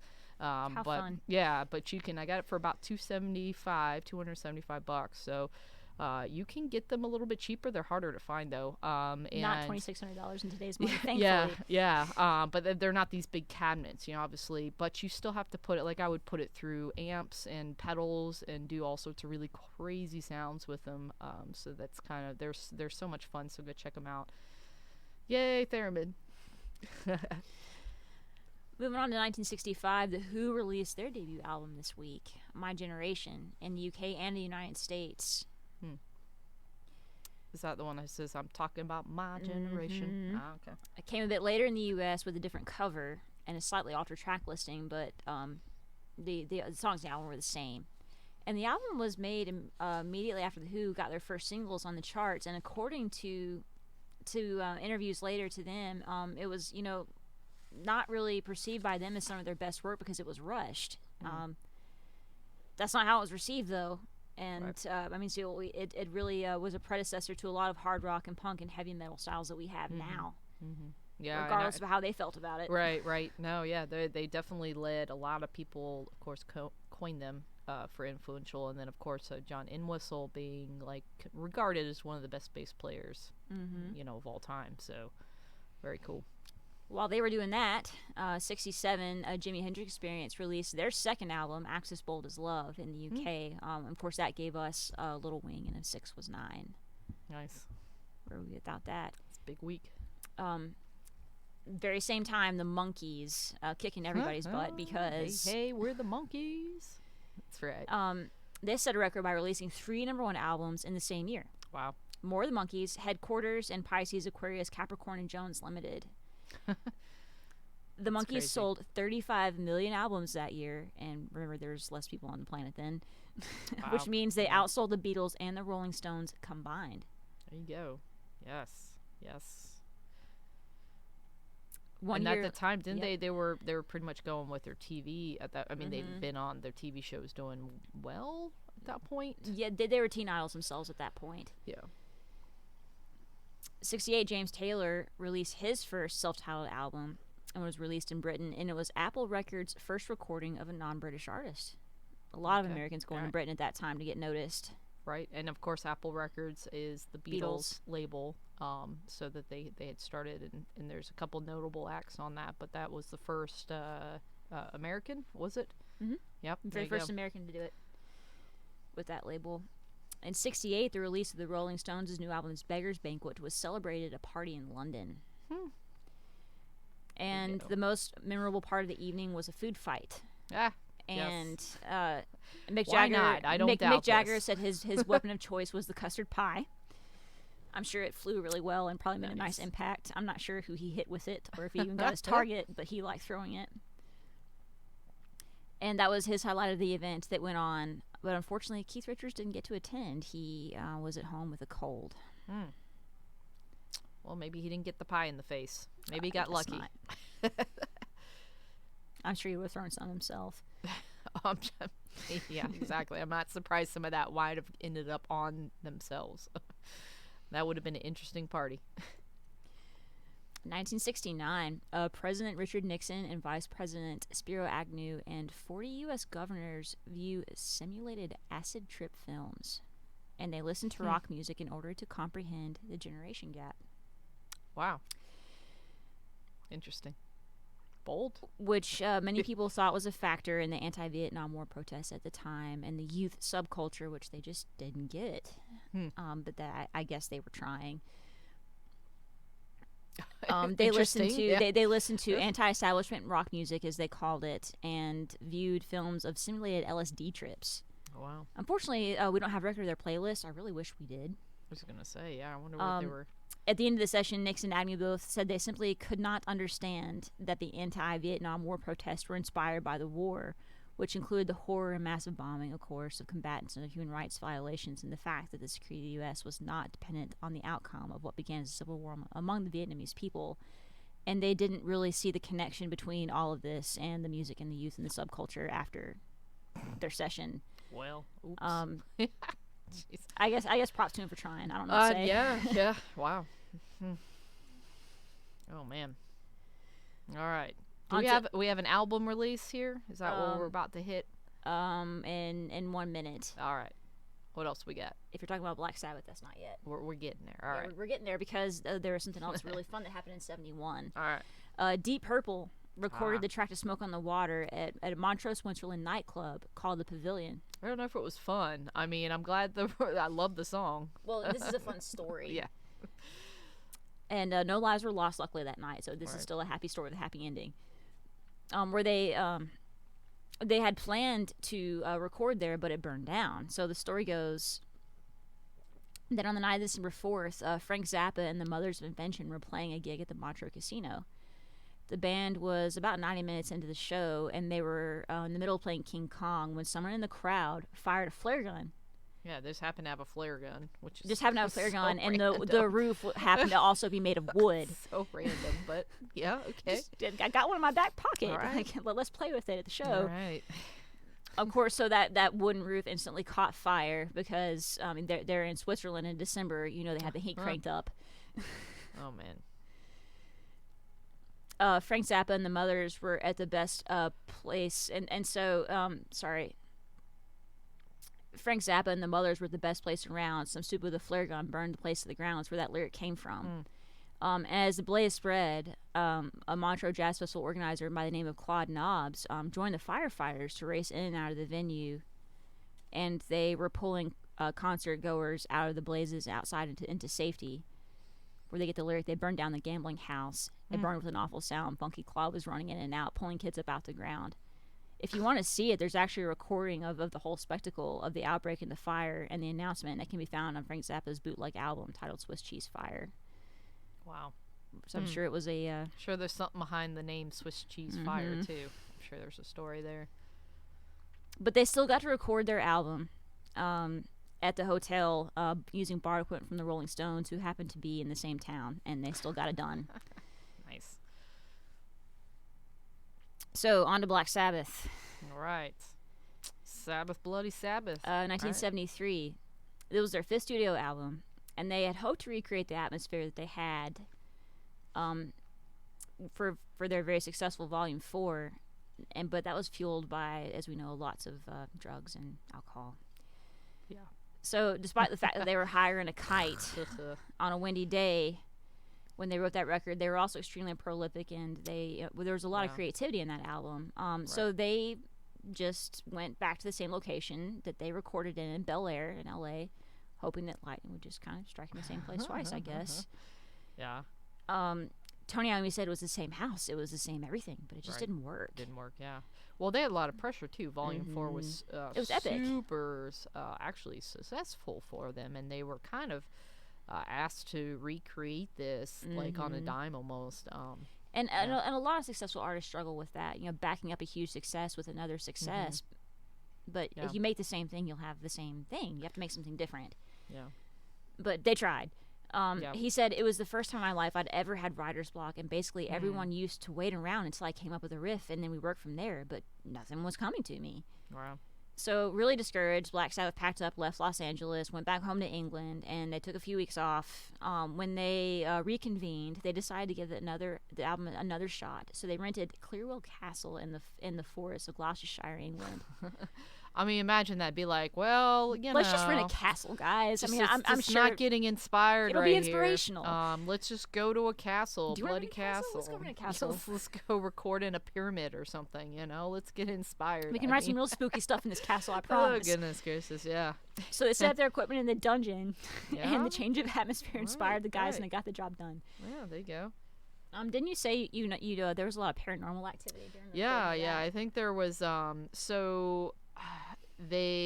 there was this a lot of inspiration actually came from this black cloaked figure that they would see, and then it would go down a corridor and then disappear. And even some of if you look at the Black Sabbath, it talks about a black cloaked Figure in black. Yeah, figure in black. Very interesting. So so it was super. It was pretty. This would happen often, and it actually freaked them out.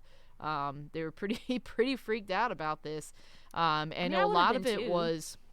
It kind of created these sort of really kind of doomy, eerie minor chords that were specific in sort of the riffs that a national acrobat and Killing Yourself to Live. If you listen to those two, you can really hear some of this really differently. So it kind of like it gave them this.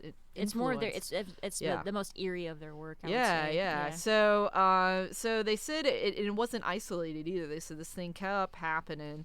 And Oh, if look you who showed up for breakfast. right, and if you look at Ozzy Osbourne, of course, he's got this memoir that he put out, and he, basically he wrote after all of sort of the whole Black Sabbath, the Sabbath Bloody Sabbath, and how like the process that was for them. So if you go get that book, you can read about this.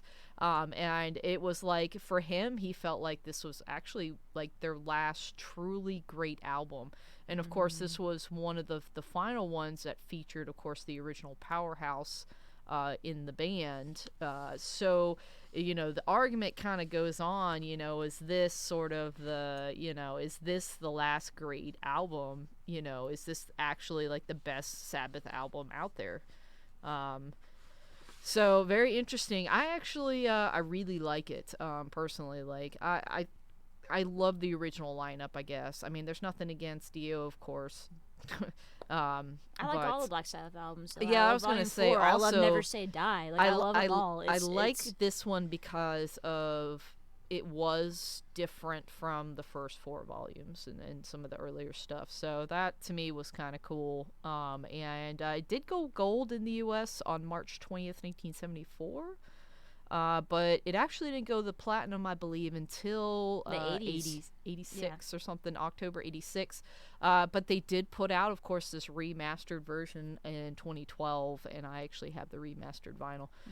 So very cool. And that one, though, it didn't really put any additional material. It was just literally remastered as is. So, but very cool. Yep. So there you go. You guys let us know if you feel like we should Sabbath take a Bloody poll. Sabbath What's your is- favorite Sabbath album? yeah. So what's your favorite Sabbath album? Let us know in the comments below, and let us know in our chat room, guys. We'd love to hear from you guys. Yeah, I do like all of them Should I for have a Black different Sabbath reasons. shirt under this shirt. This giant llama sweater. All the Look, Sabbath. there it is. There it is. You can That's barely from see Never it. Say Die. There you There go. we go. Yes. All right. So what else we got? So a year later, Black Sabbath, We Sold Our Souls for Rock and Roll, was released, but this was a compilation from their new label NIMS, and the band actually didn't make any money off of it, even though it went double platinum. Wow. Not one red cent. Well, this recompilation, right? Yeah. But it was done weird. without their authorization or anything. It was Right. just Right. done. Yeah. Wow. That sucks. Yeah. Somebody made a lot of money off of that. Yeah, the record label. Yeah. Well.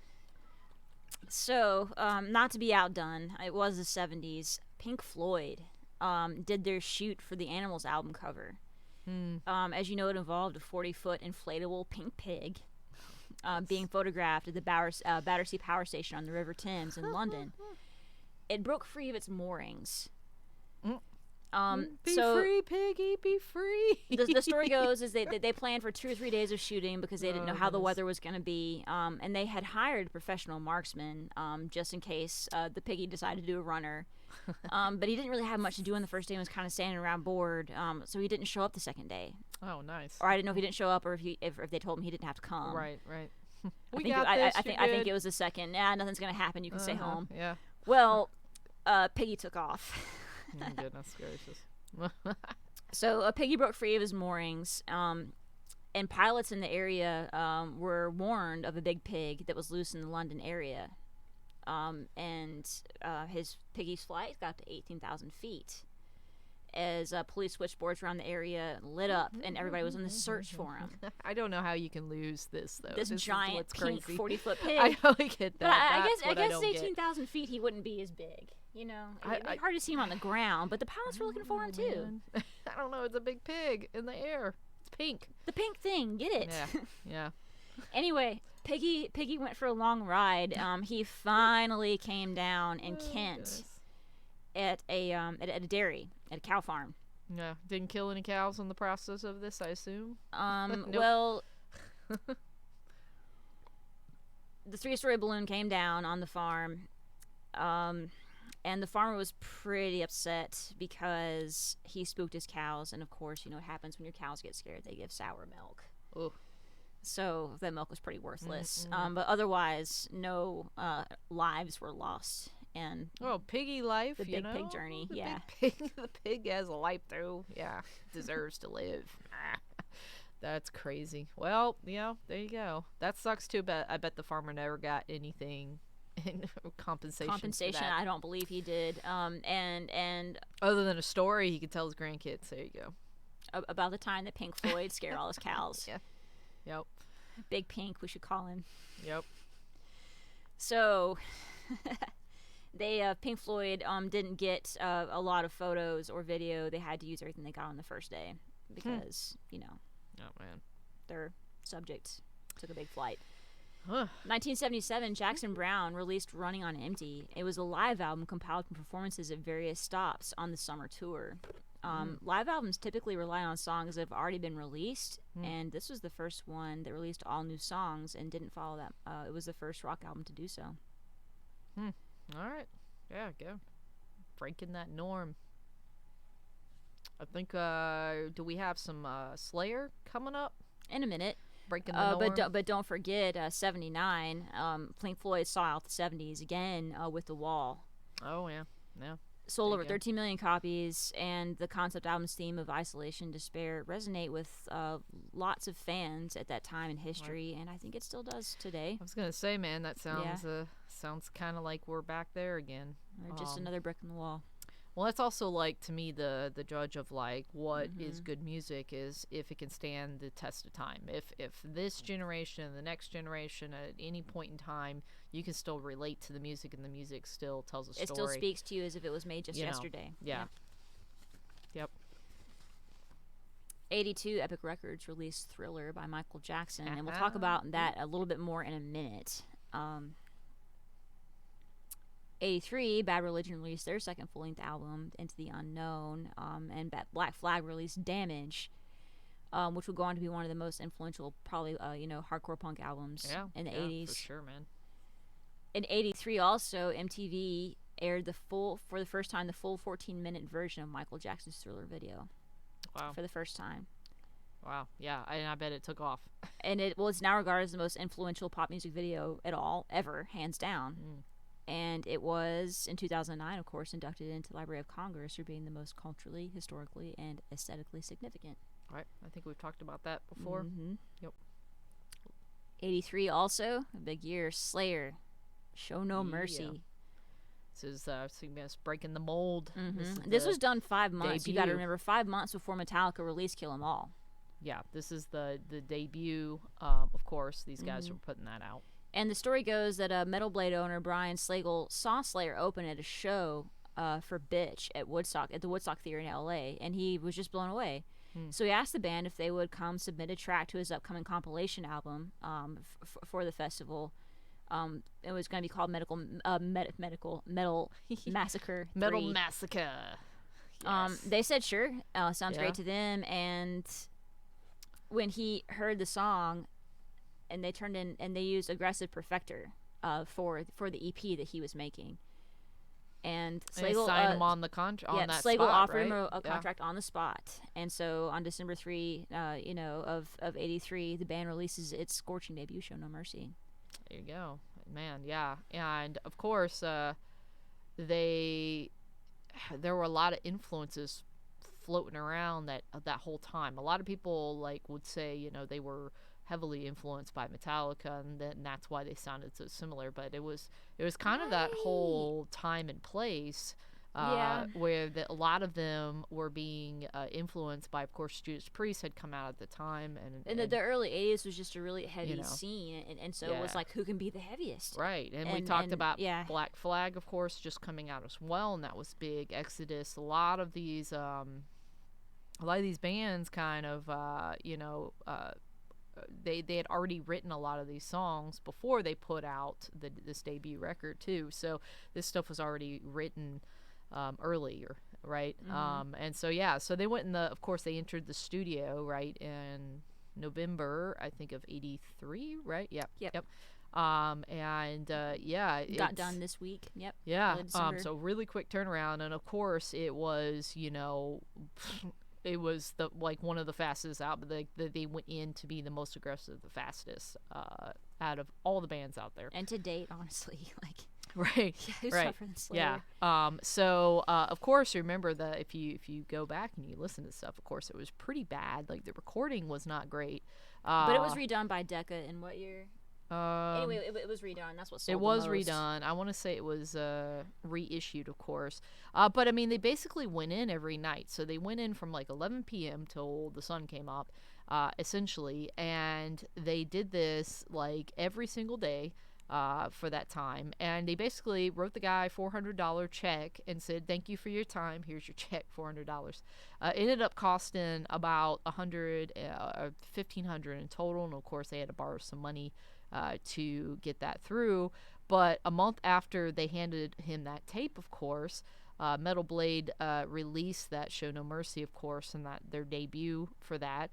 And yeah, so they reissued the disc. I think it was 4 years. 4 years. This is 4 years later. So yeah, 4 years later, it came back out and reissued it. Attached 3 additional songs, of course, onto that as well, and re-released it again in 94. So they did a couple different releases, and that time they added Aggressive Protector, so Perfector, sorry.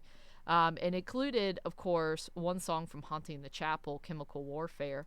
And I would say, yeah, that was kind of a lot of people consider that's what that birthed Slayer as a sound, as a band, sort of as what would become their sound.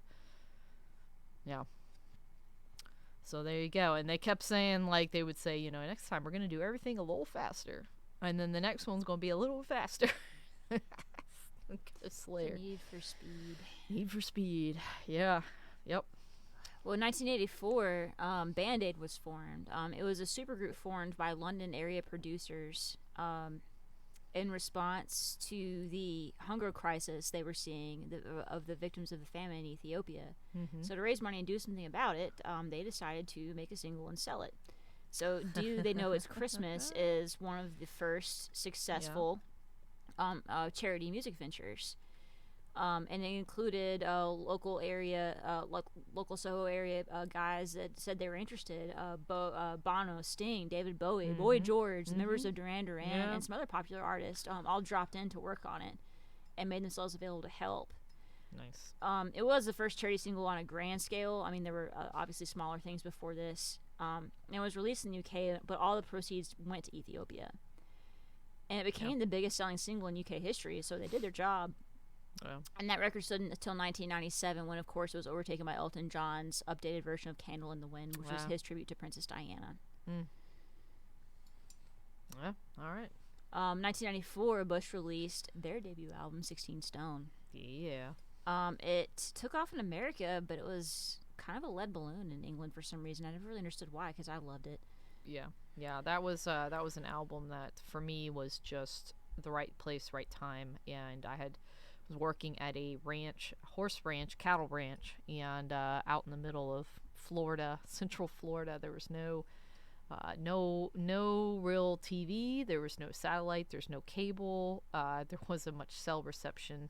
And I took with me 3 CDs, 3 CDs, and that was one of them. And I listened to that. So that's one of those albums that I can just listen to all the way through on repeat, even today. But definitely was a big time and place for me. And I know, they put some more other albums out and stuff, but I think that was really, like, to me, my favorite from it. And I think that, I don't know, I kind of wonder what happened to them. I had a crush on Gavin. Oh, I think everybody did. But I was like 8. Everybody did, Oh, my goodness. Man, was he hot. Whew. Yes. But, yeah. So, and I think in some ways they helped develop something that was beyond the grunge sound. To me, it helped develop what became sort of a more mainstream alternative rock. Mm-hmm. I would say so.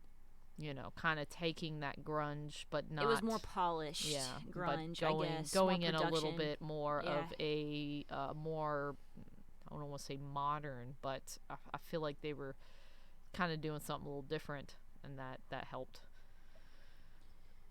Yep. Same year, Pearl Jam I was gonna say, I think we've got some more grunge stuff coming out here. With, put out Vitalogy. Vitalogy, yeah. Yeah, and it 94. 94, yep. Yeah. Yeah. So, and that was of course their third album they put out. And they did a vinyl release first, actually, and sold about 34,000 copies of that before they put out the album this week. Right. So they had just put out. They debuted with the 10 album, of course, and that really skyrocketed them to a lot of fame pretty quickly. But there was quite a bit of drama going on this. A lot of internal stuff, right? Yeah. So we've got, of course, they're being a little strained, and that was being polite. They put it. So of course they wrote this while they were on the road, of course promoting their Versus album, and the dynamics of the group were changing. Of course, for a long time, of course, Stone Gossard was the one who was kind of the creative writing force behind, the leader behind the first two albums. And then Eddie Vedder, of course, started to kind of assert himself as more of that role. So there was that. And of course, you've got our favorite rock stars behaving badly with alcohol and drugs. So we had but that. It makes good music. So. Yeah, Mike McCleary, of course, was having trouble with that. And then they had decided to split, of course, with the drummer Dave at the time, and the whole Ticketmaster thing was going on at that time. Do you remember all that Ticketmaster stuff? Whoop. Was that a cat? Yeah, that was the backdrop. That's okay. Okay. So Ticketmaster kind of ended up making them create sort of different ways of putting shows on. And they did release, of course, Better Man was on this one. Of course, that was a big single that came out. And they, of course, always played it live. And so one of the first times I heard Better Man was the live version of that song. Often with, of course, the crowd singing along. If you remember a lot of that. So that, yeah. And so, yeah. So he had actually written that song well before this album, well before the other albums had kind of penned it. And he was going to give it away for free to Greenpeace, to help with a compilation to help with Greenpeace. And they're like, you can't do that. This is too good of a song. We can't just give it away for free. So that but it's ended mine. up on I'll do the album. whatever I want. Yeah. It's a benefit record. So yeah, so there's that. And of course the Ticketmaster issue was, of course, with the service fees that they were charging, and they were pretty pissed about that. Yep. That was a lot of that was going on. Despite all of that, they basically were supposed to headline the 1995 tour. They had approved that they could tour on their own, essentially. So they had separated. They went out and they're like, we've got to put together an entire tour on our own and prove that we can do this, that we don't need something like Ticketmaster to help us with this. And so they did. But he said, if you look at Eddie Vedder with some of his interviews, he's like, this just about killed us. Like this might have been the thing that ended Pearl Jam as we know it. So of course there was the drama off stage, and then with their touring. But this didn't seem to really affect this particular album commercially. It still was considered an amazing album, debuted at number 1 and has been certified 5 times platinum. It also earned Best Rock Album and Album of the Year, at the Grammys, of course. And the band, while they didn't actually win those categories, they did get a Grammy statue for Spin the Black Circle as the best hard rock performance in 1996. So very interesting, a lot going on behind the scenes there, but they still managed to pull off an amazing record. They Yeah. did. Yep. All right, what else you got? Oh, just a couple of things to round it out. 1997, Kenny G set a record Kenny G. Mm-hmm. That's right. because he held a note on his sax for 45 minutes and 47 seconds. Nice. He was using a technique called circular breathing that brass players, I'm not a brass player, but I'm told, use quite often, which involves breathing in through your nose while you simultaneously push air out of your mouth with air that you've stored in your cheeks. So you, you know. You become a chipmunk. Yeah, become a chipmunk. 47 minutes. That's of pretty the same incredible. note. So he held that record Wow. until 2013 when a Nigerian gentleman by the name of Femi Kuti broke his record by holding a note for 51 minutes and 38 seconds. Man. It's like almost an hour at the same note. Would you be tired of that note Yeah, after that time? that's I crazy. think it was your favorite. I don't know. Yeah, no. I wouldn't want to do it or listen to it. It hurt your cheeks too. Oh man. Well, you got. I cheeks mean, really it's hurt. lung power too, man. Yeah. And it's yeah. So I mean, that's a feat. That's crazy. In 2013, Spotify, just to round out our night, responded to critics by revealing how much artists can expect to earn from the music streaming site. All right. The magic number, which is The company said it does pay. It pays an average of 7/1000ths of a cent yeah. per play, Yeah. according to figures on its updated website, Spotify Artists, Yep. aimed specifically at musicians. Yeah. Explaining its business model, Spotify said it had paid more than $1 billion, but how many artists and how many songs is that for? In royalties since its Right. 2008 launch. Well, that's for the Britney Spears and the They were responding to a lot of criticism and back and forth earlier that year when Radiohead singer Tom York decided he was just straight up going to pull all of Radiohead's material off the site and protested Right. how much it pays artists. And it was kind of an avalanche after that. He wasn't the only one to pull. I was gonna say I think a couple others. I know a couple pop artists started doing that as well, and we're kind of still dealing with that now. I think it's even less. I'd have to look at my numbers again. Well, people are for still what I looking for get. ways to circumvent Spotify because they would just like to be paid for their art. Yeah, well, I mean, the laws have to back it up too, and that's where we're getting into well, the it's you hemmed know, in the courts right now. So. so we gotta figure that part out. We got to figure out what we're doing with COVID. We got to figure out how we could even save what we do have. And yeah, there's a lot of stuff with this, but it really comes down to, of course, legally making sure that the legal stuff, that the laws are up to date And in order. with legal, with the current technology, and the current ways that we consume music and we consume things. And that's the issue, really. The legality can hardly keep up with technology. Right. Yeah. And so yeah. for everything that we finally, that finally gets ironed out for compensation, there's just another way. Yep.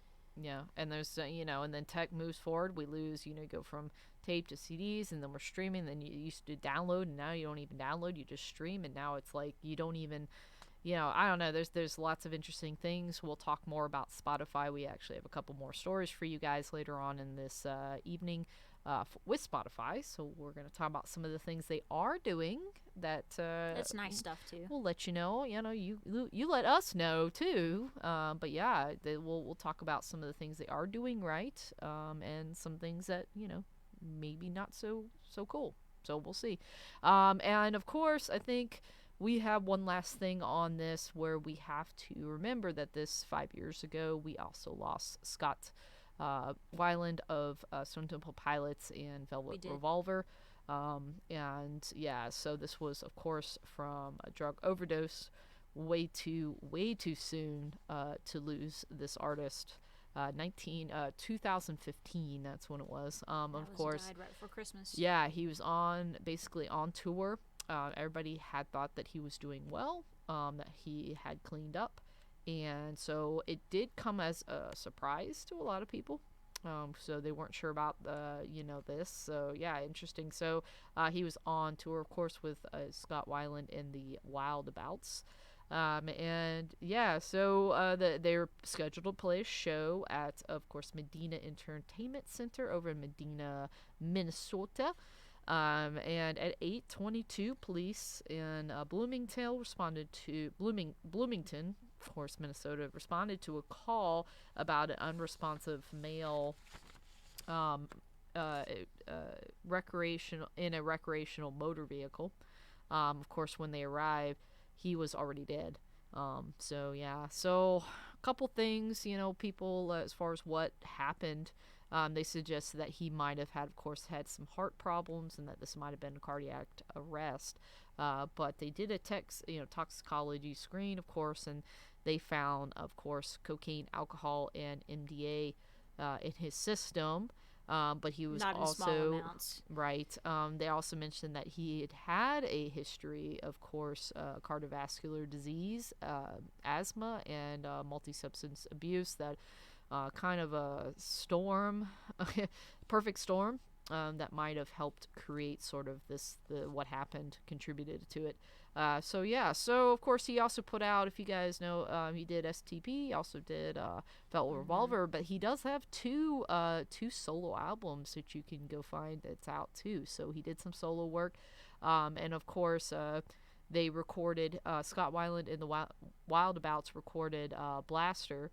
And he also did vocals for the self-entitled Art of Anarchy album, and that came out in 2005 in the summer. And yeah, so you guys could actually go out if you go, where all the stars are buried, out in Hollywood Forever Cemetery in LA. You can go see his grave. And yeah, that's so this week, 5 years ago, remembering, of course, Scott Weiland. And I think that wraps up. We got everything. That wraps us all up, and we are going to hit the pause button and go from there.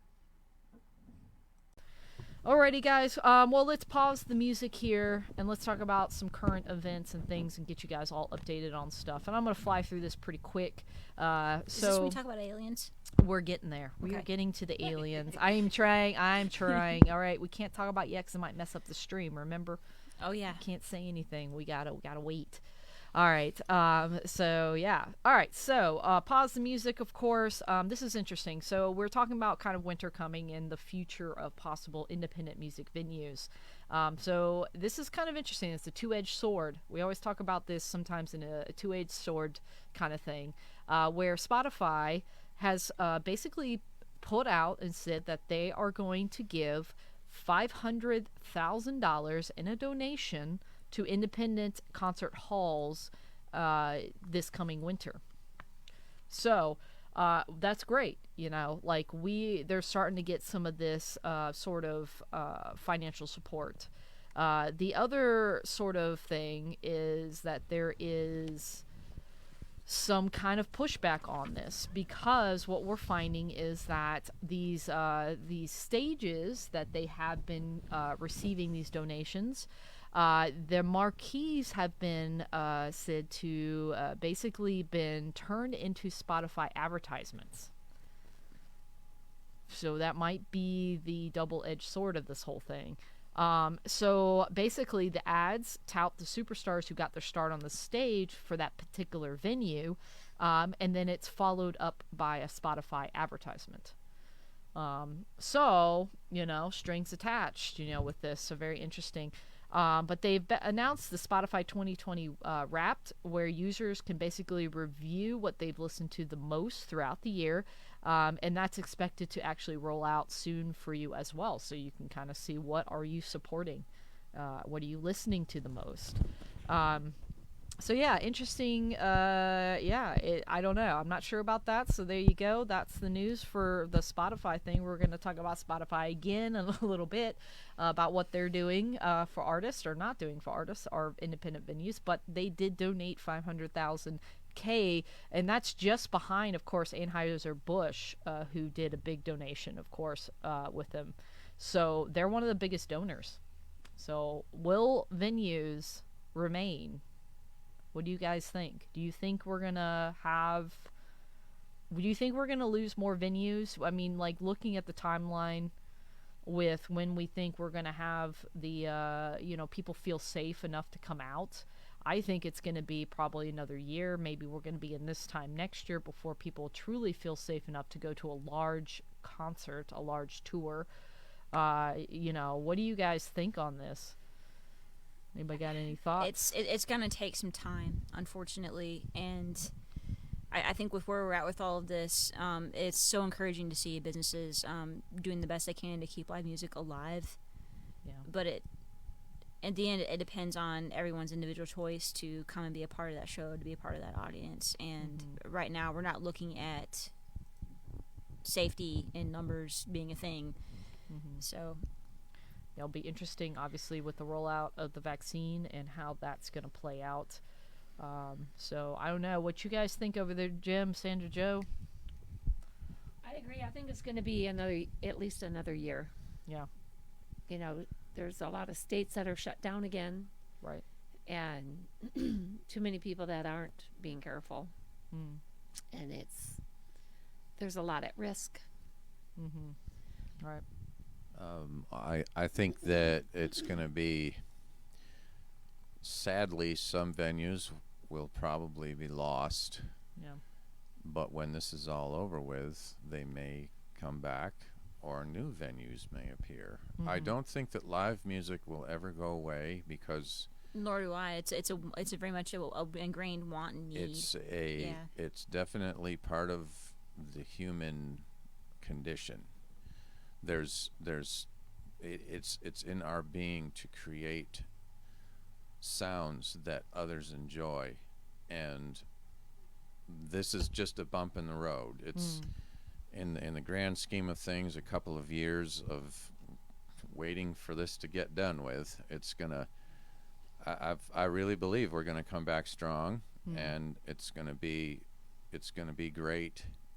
It may be different than we had before, but there will always be live music. There will be always people that love to play live music, and there'll always be people that want to come and hear it. And I think when it comes back, people are going to appreciate it more. I think so. I hope so. I hope so. That is one of the things. In the meantime, hopefully we don't continue to lose too many more of the long-time established venues. I hope so.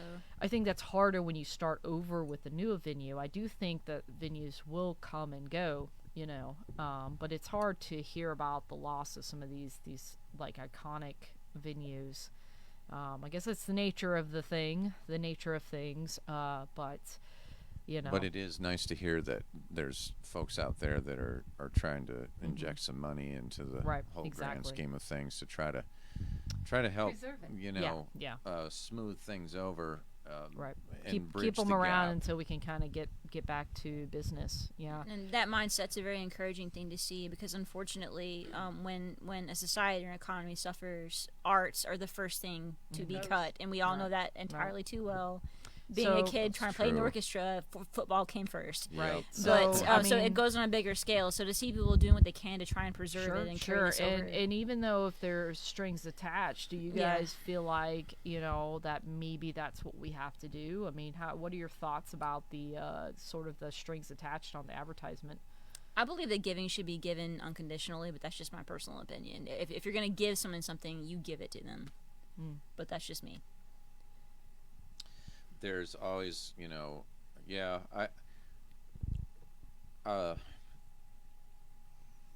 there should be, if you're gonna loan, say you're gonna loan some funds to keep a venue going, maybe very low interest or interest free. With the conditions, well, yes, you do have to pay it back, but maybe very low interest or no interest, just to try to help people to get back on their feet, because these are very, very difficult times. Times that we've never seen, times that people have never experienced before. Right. So I think a little bit more loving kindness is in order. Right. So you've got of course Save Our Stages hashtag, and then of course they're coming out, Spotify's coming out with the hashtag 2020 Wrapped. which basically it's the statistics dump for listeners and artists. And yeah, I don't know, man. I think if that's what it takes to continue to keep things alive, then that's maybe what it takes. I don't know. That is an interesting question, an interesting, I think, line. Kind of a gray area, but hopefully, you can still, they donated this. I mean, this is 500K donated, the largest donation, which I think it's great that they are giving back because of what they do only give artists, which is pretty small. I was amount. about to make a couple remarks. They have the money. That's all. They have the money. Leave it there. Save the stages. They have the money. So I don't know. Interesting. We'll continue to report on this, of course, with the continue developments. I mean, these are all just new things are happening all the time. So there you go. Alrighty, so let's see. We've got a couple more things I don't want to get to, of course. The next one being, of course, we're going to talk about Greta Van Fleet. Love them or hate them. Have you guys heard the new album? Have you guys listened to the new album? I've heard the new song. I haven't heard the whole album. So they have, they just put out another new album. Now they just recently put out a new song. And it's kind of a brooding, kind of darker song. Very interesting, and it's called Age of the Machine. Yeah, and they've also announced an album, of course, that's going to come behind this. But it's kind of interesting in how the Age of the Machine talks about the penetration of tech within our society, essentially, and how we're so dependent upon it. And I feel like I've seen this theme in a couple different artists that have put stuff out recently. Including Nightwish, who just put out, of course, their Human Nature. And there's an entire video of everybody on a cell phone and being attached essentially as a baby with this helmet that's being fed tech as a baby through the umbilical cord. Yeah, it's very crazy. And then everybody's on this thing, and then as soon as you wake up from bizarre. it, that's when they take you out of the Matrix. So has our little children, rock and rollers, grown up? Yes, they have, interesting. and I love the direction and the theme that they're picking. It's a little bit darker, but I think that's something they kind of had to do. Yeah, I didn't love them at first, but I have been listening to them because of the podcast, just trying to really get in behind it, because I'm like... Well, people accuse them of just straight copying Led Zeppelin at first, which, I mean, that's what they idolize, and that's a great idol to have. But I feel like they're making their own decisions and having their own personalities and infusing their own interests into their music now. I think it's great. I love it. It's very interesting. I'm actually starting to really kind of dig some of the newer stuff. And even themselves, when they were kind of interviewed on this whole thing, was like, I feel like we've grown up. I feel like this is a new sort of reflecting of sort of the world that they've seen. They've been through this now, very young, getting a start very quickly to rock stardom. Pretty dang quick. Interesting. He says basically the bassist, of course, that I suppose that everything has changed except what got us here in the first place. Everything, our perception of the world, perception of life itself, what it means to be an artist, and what it means to be part of a beautiful, generous society. We've gained larger understanding of why we're all here. So very interesting, kind of expanding on that. The Battle for the Garden's Gate, of course, we're recorded in LA with producer Greg Kurstin, which is the Foo Fighters' Paul McCarthy, also did those. So very interesting. And he's on the piano, and there's all sorts of, I don't know, that's very cool. So go check it out. And they've got an album coming out to back it up. So hey, there you go. Love them or hate them. There we go. All right. So we have to go to the bar, right? We have to go to the bar because I wanted to share this whole part. We're gonna everybody get a drink. We're gonna refresh our drinks, top them off, everybody, because we're not done with the Sonic Sphere podcast. We're here for the long haul, and one of the things we love to do is to go to our favorite neighborhood bar. And actually, we don't have to go far. And so we're going to talk about a couple of things, man. We've got, I'm very excited about this. This is, kind of the newest thing is to have, well, I don't know how new it is. I think this has been going on for a while. But this is liquor this time. So we got a couple new liquors coming out. Slipknot, of course. This is very interesting. It's a limited edition whiskey box set with clown moonshine. Did clowns make it? All right. Let's get into this. So it's a signature number 9 Iowa whiskey released back in 2019 By clowns. and it's gotten a bunch of people love it. And it was named the best celebrity related whiskey. There you go. By Forbes. Woohoo. But now they've put out this whole new limited edition box set. It includes not only the special bottle of number 9 Iowa Whiskey Reserve, but a bottle of what's called Clown's Sunshine. Okay, it's moonshine. I don't know how I feel about it. All right,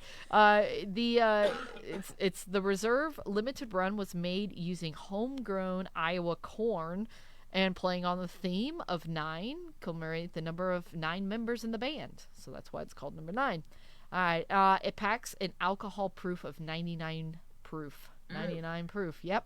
And it said basically the reserve edition, a whiskey, think of, and this is according to Forbes' Fred Mimic of the reserve edition whiskey, think cinnamon, clove, butter, and oak.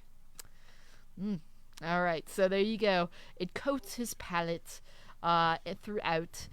There's a comfort there. Oats for a second. It Oak. is, yes. Think oat. of fried apple, notes of fried apple, apricot, and macaroon. Just don't say goat cheese. I'll No try goat it. cheese. All right, so the second bottle included in the box set is just, there's only 1,000 of these limited units that's retailing at $149.99. Whew. All right, it includes is the Clown's Sunshine.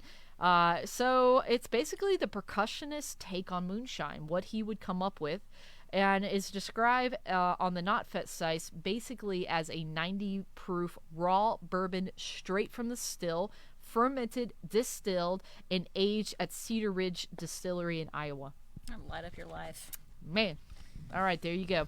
Okay, so speaking of interesting meddlers, Guar. Guar now has a new signature whiskey. It's called Signature Rag and Rock Rye Whiskey. Sounds tasty, okay? So it's part Antarctic water, part Guar blood, and 46% alcohol is what they describe it. Well, All right, that's an all right. interesting question. It could be anything. Yeah, yep. All It's right. something they found. So it's a new signature thing they're putting out. They are dubbing it a Rag and Rock Rye. It sounds pretty good, and it'll get you it'll get you really, really crazy. That's their selling point.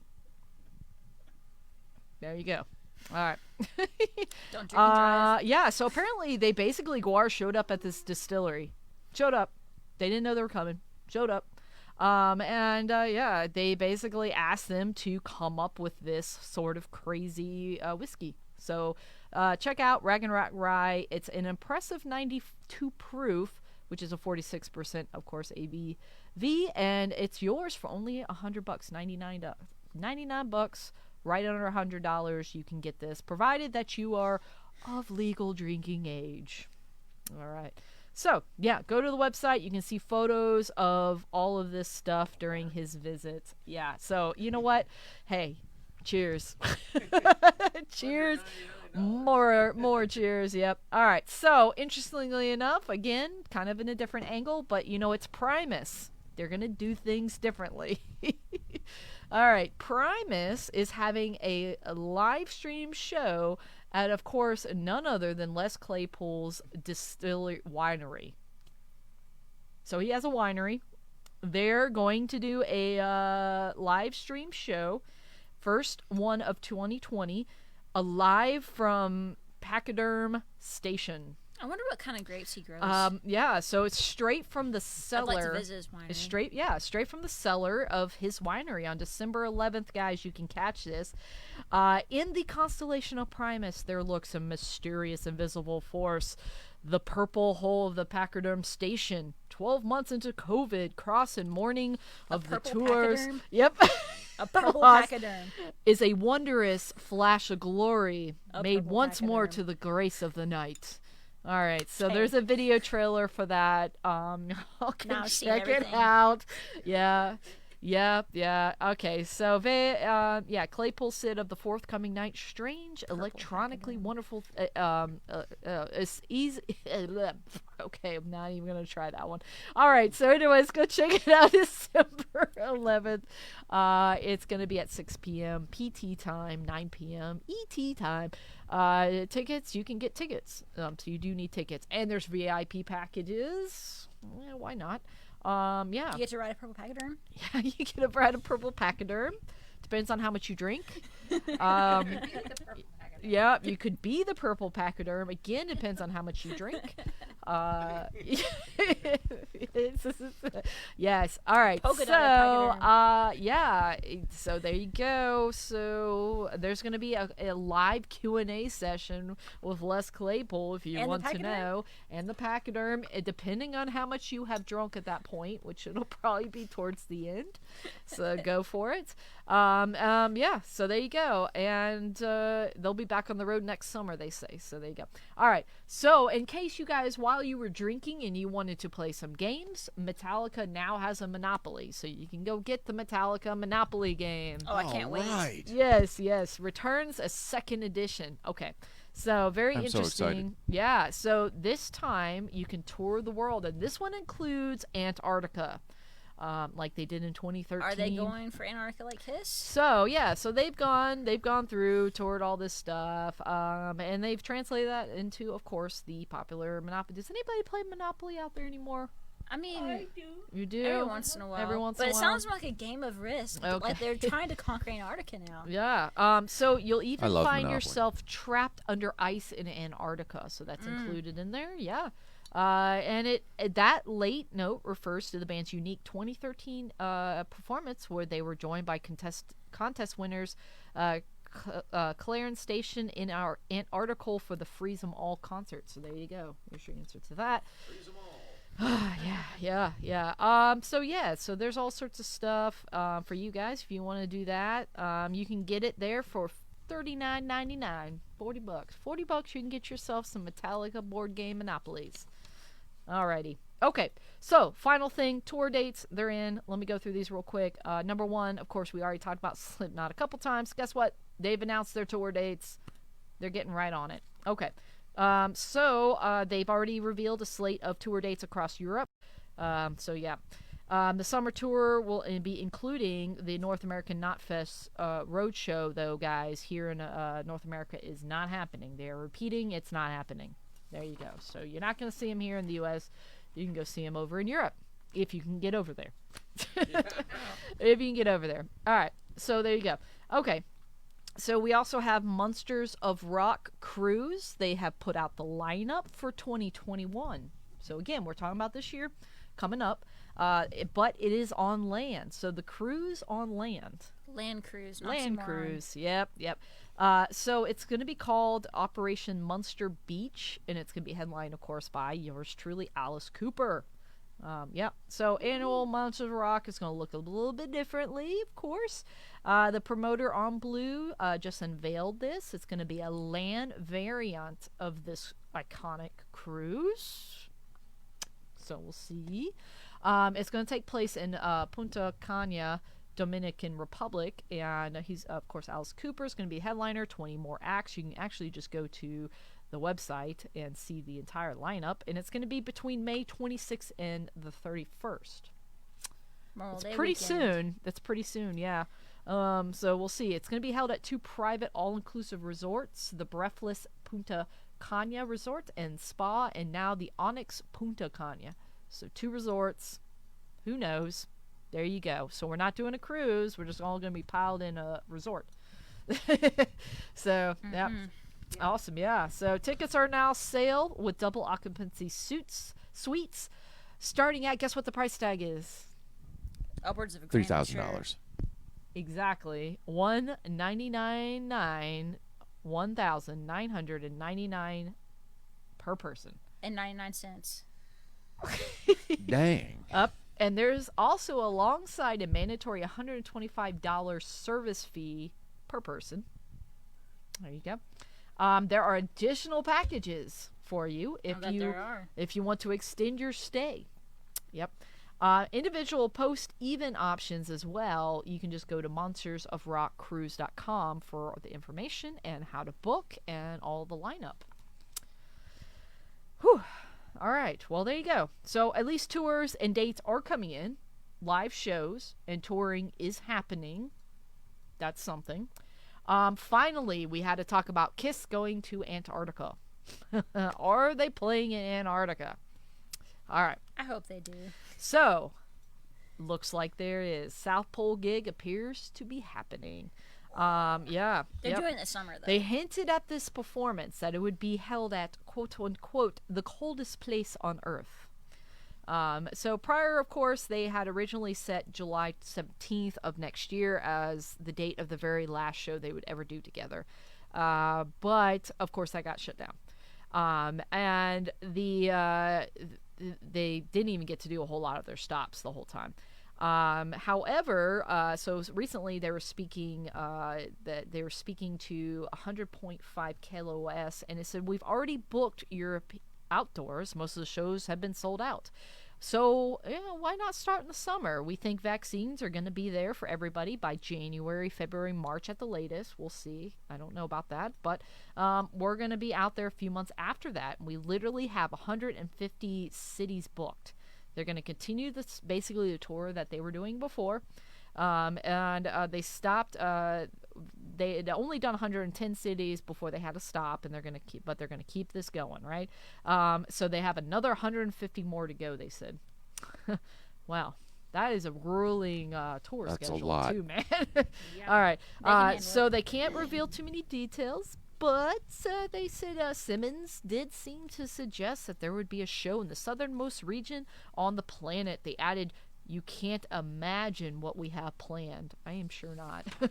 Like, beyond, I said, what, can we really do that? And he said, yes. All right, so they're going to say they're going to play there. Yeah, it's just interesting. So keep your heads and ears, and we'll keep you updated as well here on Sonic Spear. But yeah, they might be playing at a record low temperature of -144.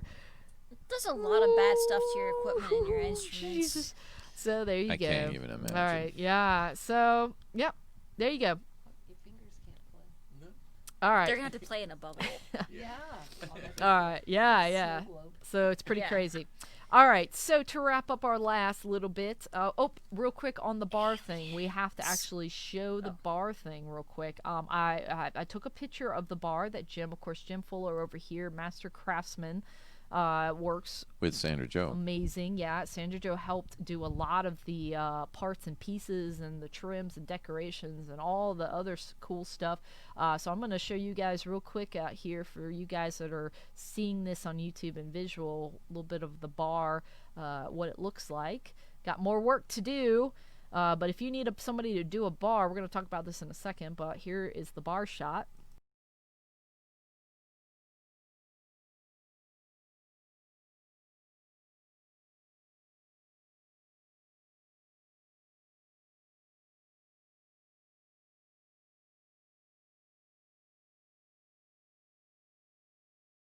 $350 300 pounds, pounds. we figured.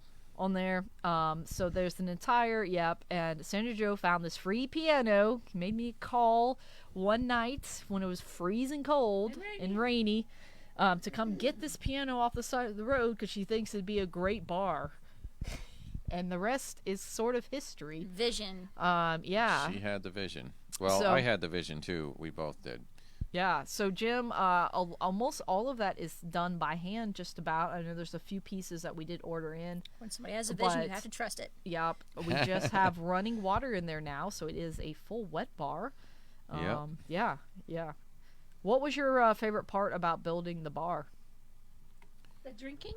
Yeah, I was gonna say. I know we christened that quite a bit. We drank quite a bit. Well, there were a lot of parts. The collaboration in the beginning between the three of us, and what she wanted, and then I said I wanted an Irish pub theme. Sandra said it should have music in it, and I said we need to get a piano. So Sandra found a piano. The favorite part was doing the counter with the armrest.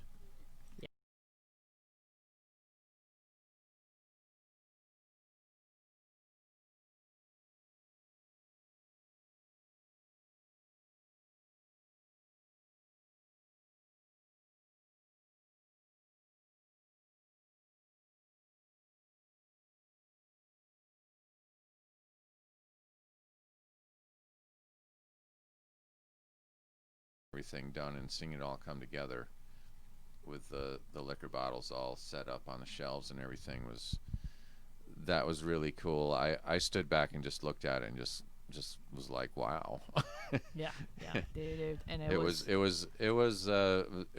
most enjoyable project that I've done to date. Right. And I've done a lot of them. Yeah. Well, It let you be fully creative, or a lot of projects I was gonna get say, told. normally you do a lot of like drywall. This was very and whatnot. open-ended. It was nice that Amy trusted our go for napkin it. drawing vision. Yeah. The vision. She trusted the vision. Like, I got it, man. She got it. Let's do it. I was like, So let's just go for it. it was getting a little scary there in the beginning when we were carrying all this junk in. Yeah. But we had a plan. Yeah, it was. It really was exciting to do it, and Amy was great because she gave us that creative freedom to go ahead and try new things and try and push the envelope, which is what I really enjoy creatively and artistically is doing that.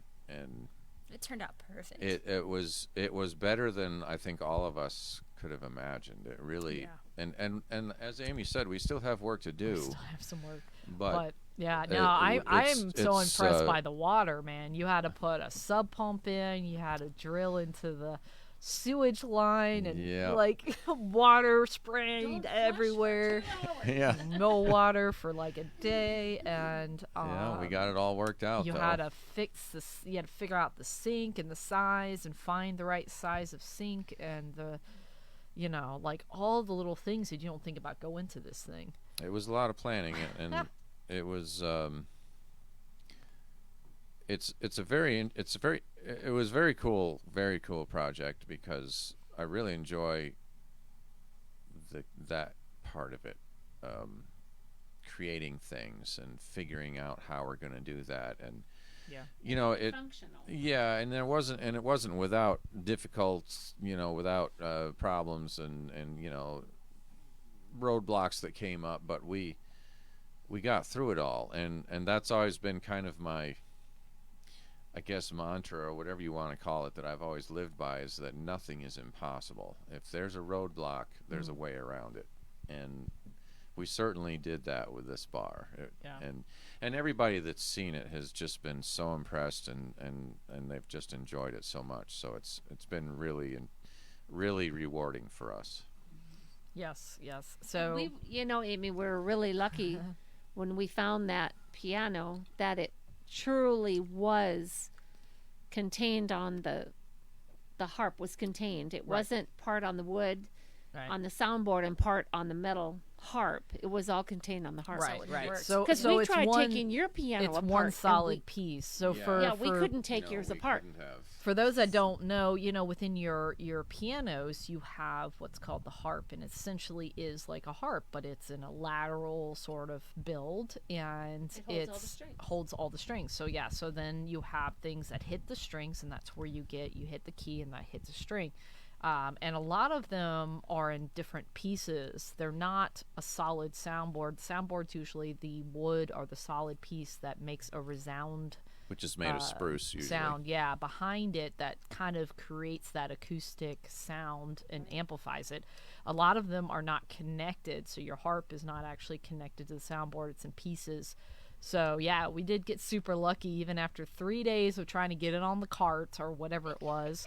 And then another week of drilling and cutting, and this piano is from probably what 18 something, Yeah, easy. 1800s. So you Late have 1800s. animal hide glue Which that we were stunk. dealing with. It got wet and it smelled like animals. Oh, it it smelled was bad. it was rough, yeah. But if you look at the harp, if you're ever here in town, you can come by. Let me know. It's all hand drawn as well on the harp itself. So And these there's are pinstriping in there there's as well. there's floral All designs, there's hand done. signatures in there, yeah. So really cool detail that you would think nobody would see that. You wouldn't normally see this. This is inside like an upright. Yeah. Like you wouldn't see these things. So somebody in the factory was doodling almost on this harp piece that wasn't going to be seen. So, And this is back when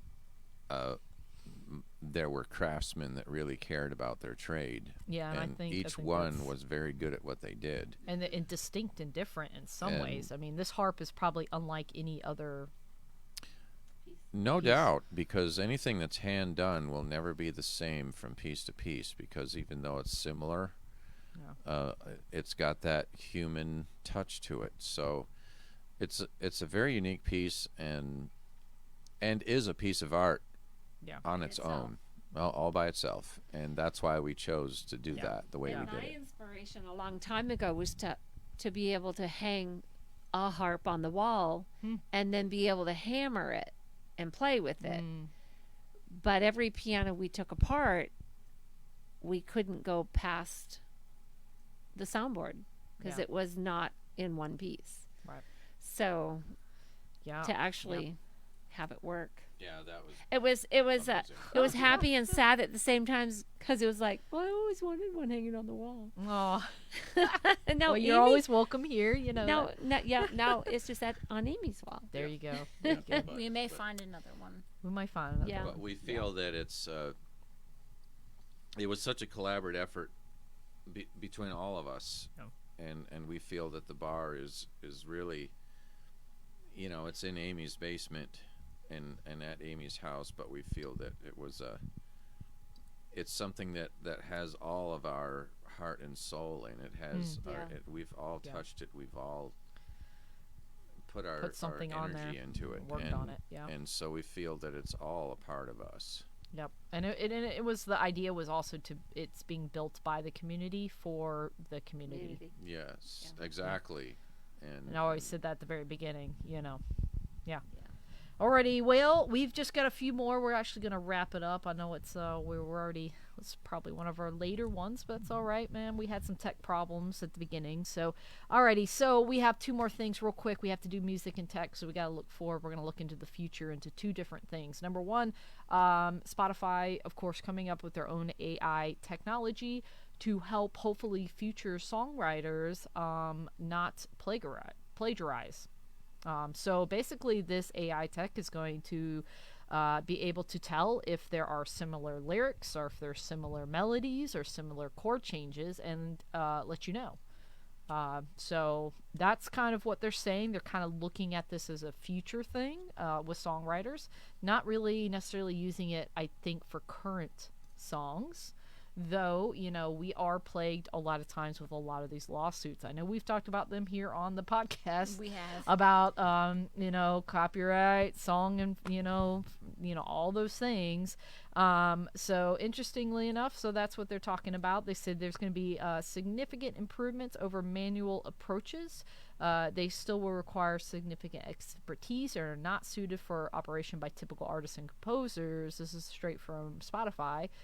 That there's some problems in here with this so far, but such a tool would allow artists to generate lead sheets more quickly and confidently by detecting and providing visual feedback as to whether any aspect of the work has a probability of being possibly deemed plagiaristic. So, interestingly enough, this is in their filing. So they filed for this new technology, so we will see. We'll kind of bring you more on that. I don't know. It's an interesting tool. It's an interesting idea to do that, and Very crazy. So there you go. Spotify getting into all sorts of things right now. All right. So we do have to talk about the monolith. And we're going to leave it with that because I know Julie's been very excited about talking about the monolith. Because I wouldn't let her actually look it up because she's not familiar with what's going on with the monolith. Well, I was only somewhat. So, what's going on with the monolith? What's going on with the monolith? What's going on with it? Okay. So, there was a monolith out in Utah. You guys aren't aware. So this monolith, of course, has been, it's viral, you know, it's been talked about and shared. It was already pretty much big before it was gone. Right? So, yeah, so it basically enchanted millions, and then all of a sudden, it was gone. Not only was it gone, it showed up in another country, across the world almost. The exact one. It's different one. Okay. But I mean, in less than basically a day. So, but in the same kind of setting. In the same setting and all this. Okay, so very interesting. So, some people were suggesting this might be aliens, might be an alien thing, alien communication. There is a group that has now claimed responsibility for the one in Utah. They just want an attention. Artist group. Now, the question further is, are they just trying to get attention, or do they really do this? Okay. Or both. Or what? All right. Yeah, exactly. All right.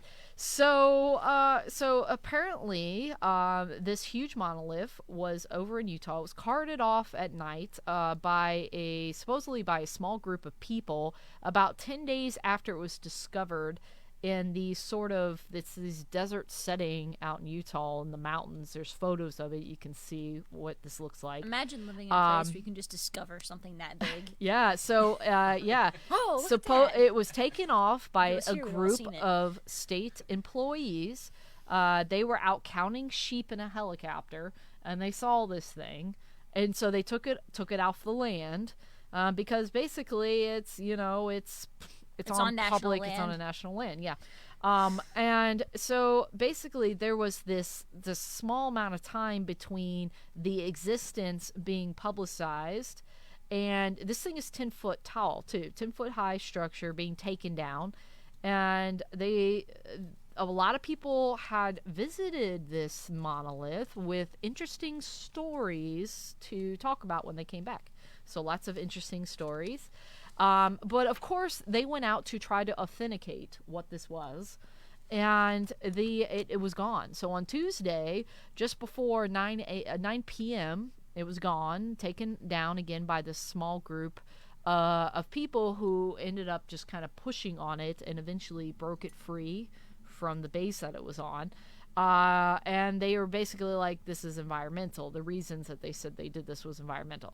So, interesting. And one of the crew even told the Observer that they wanted to leave no trace, and so they carried it away. All right.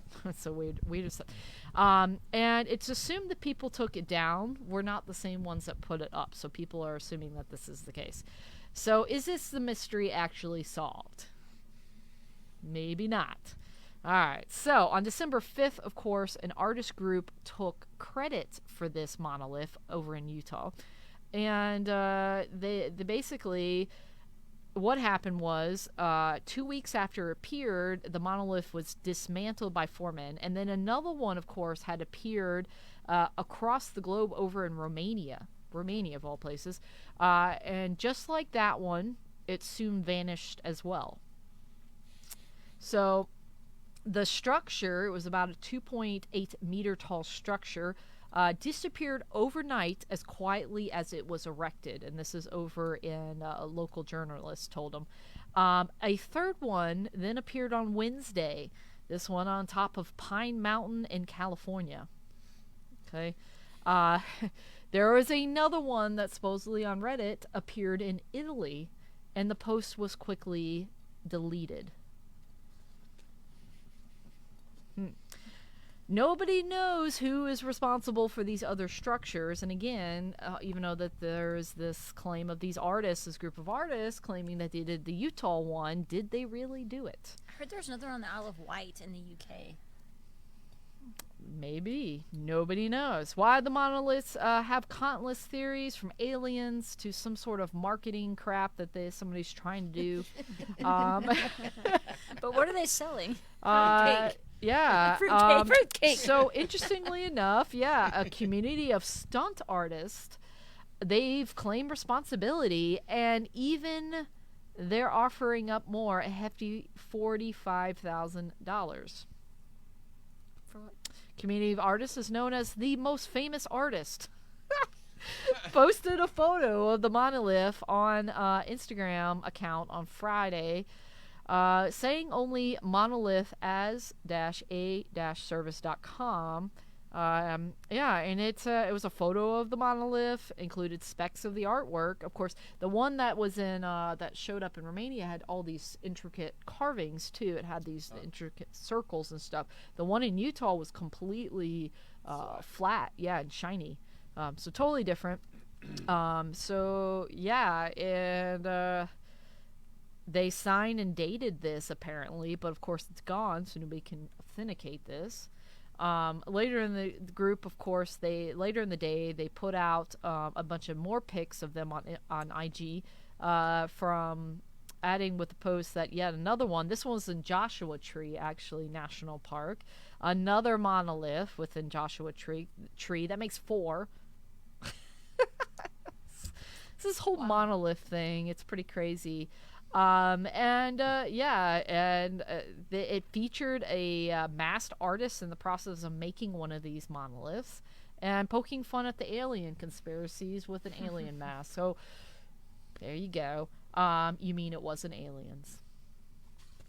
Yeah. So I will leave that with you guys. Go down that rabbit hole. It's very interesting. Also check out some of Georgia's. If you guys are here local, Georgia has some pretty interesting things, including the Georgia pyramids. So you can check those out. It's gone, but you can still go check out what's going on with the Georgia pyramid. There's some interesting things. You can go down that rabbit hole. I spent about 4 hours down it. But there you go. And who knows? More monoliths. What's interesting about this, though, is that it has captured our attention. Millions of people around the globe, invested in this stuff. Very interesting. And in some ways, it kind of... I don't know, the mystery keeps things alive, I think. It keeps things interesting. I'm kind of okay with it in some ways, because we are questioning about it. It's entertaining, something to talk about, that the possibilities could be there. Or to go build if you got some free time. Or to go do something or go build it, exactly. So there you go. As I always say, rock stars, take it to the top, but this week, go build you a monolith. How about that? All right, well, that concludes tonight's episode number 33 of the Sonic Sphere podcast. Thank you guys so much for joining us. And, of course, we do apologize on you guys for the live stream, all the tech problems. We did get you back for the second half. For everybody else on YouTube and, of course, all the platforms, that this will be released on Wednesday. So we will see you guys on Wednesday. Happy Wednesday. Happy Hump Day and all that good stuff for you guys. And make sure, again, you like, subscribe, do all the things that you're supposed to do if you like what we do. Make sure you guys follow and find Liquadora. And of course, we have added both me and Julie too here, my hostess with the mostest.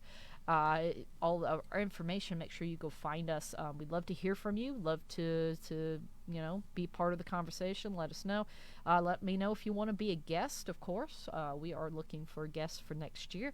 We're booking out pretty far. And of course, the other little bit of news is starting next year, we're going to be on YouTube Live pretty much fully. And then we're also going to be on Monday nights for most of from here on out. So you can catch us Monday nights at 8 p.m. Make sure that you tune in, regular back channel every Monday. Monday, Music Monday, Metal Monday, Moon Monday, Mondays are good. Monday. Monolith Monday. Woo! All right, guys. Thank you so much. Y'all have a good night. Take care. Thank you again, Sandra Jo, Jim Fuller from Liquadora. Thanks for Julie having too. us. Good night, everyone.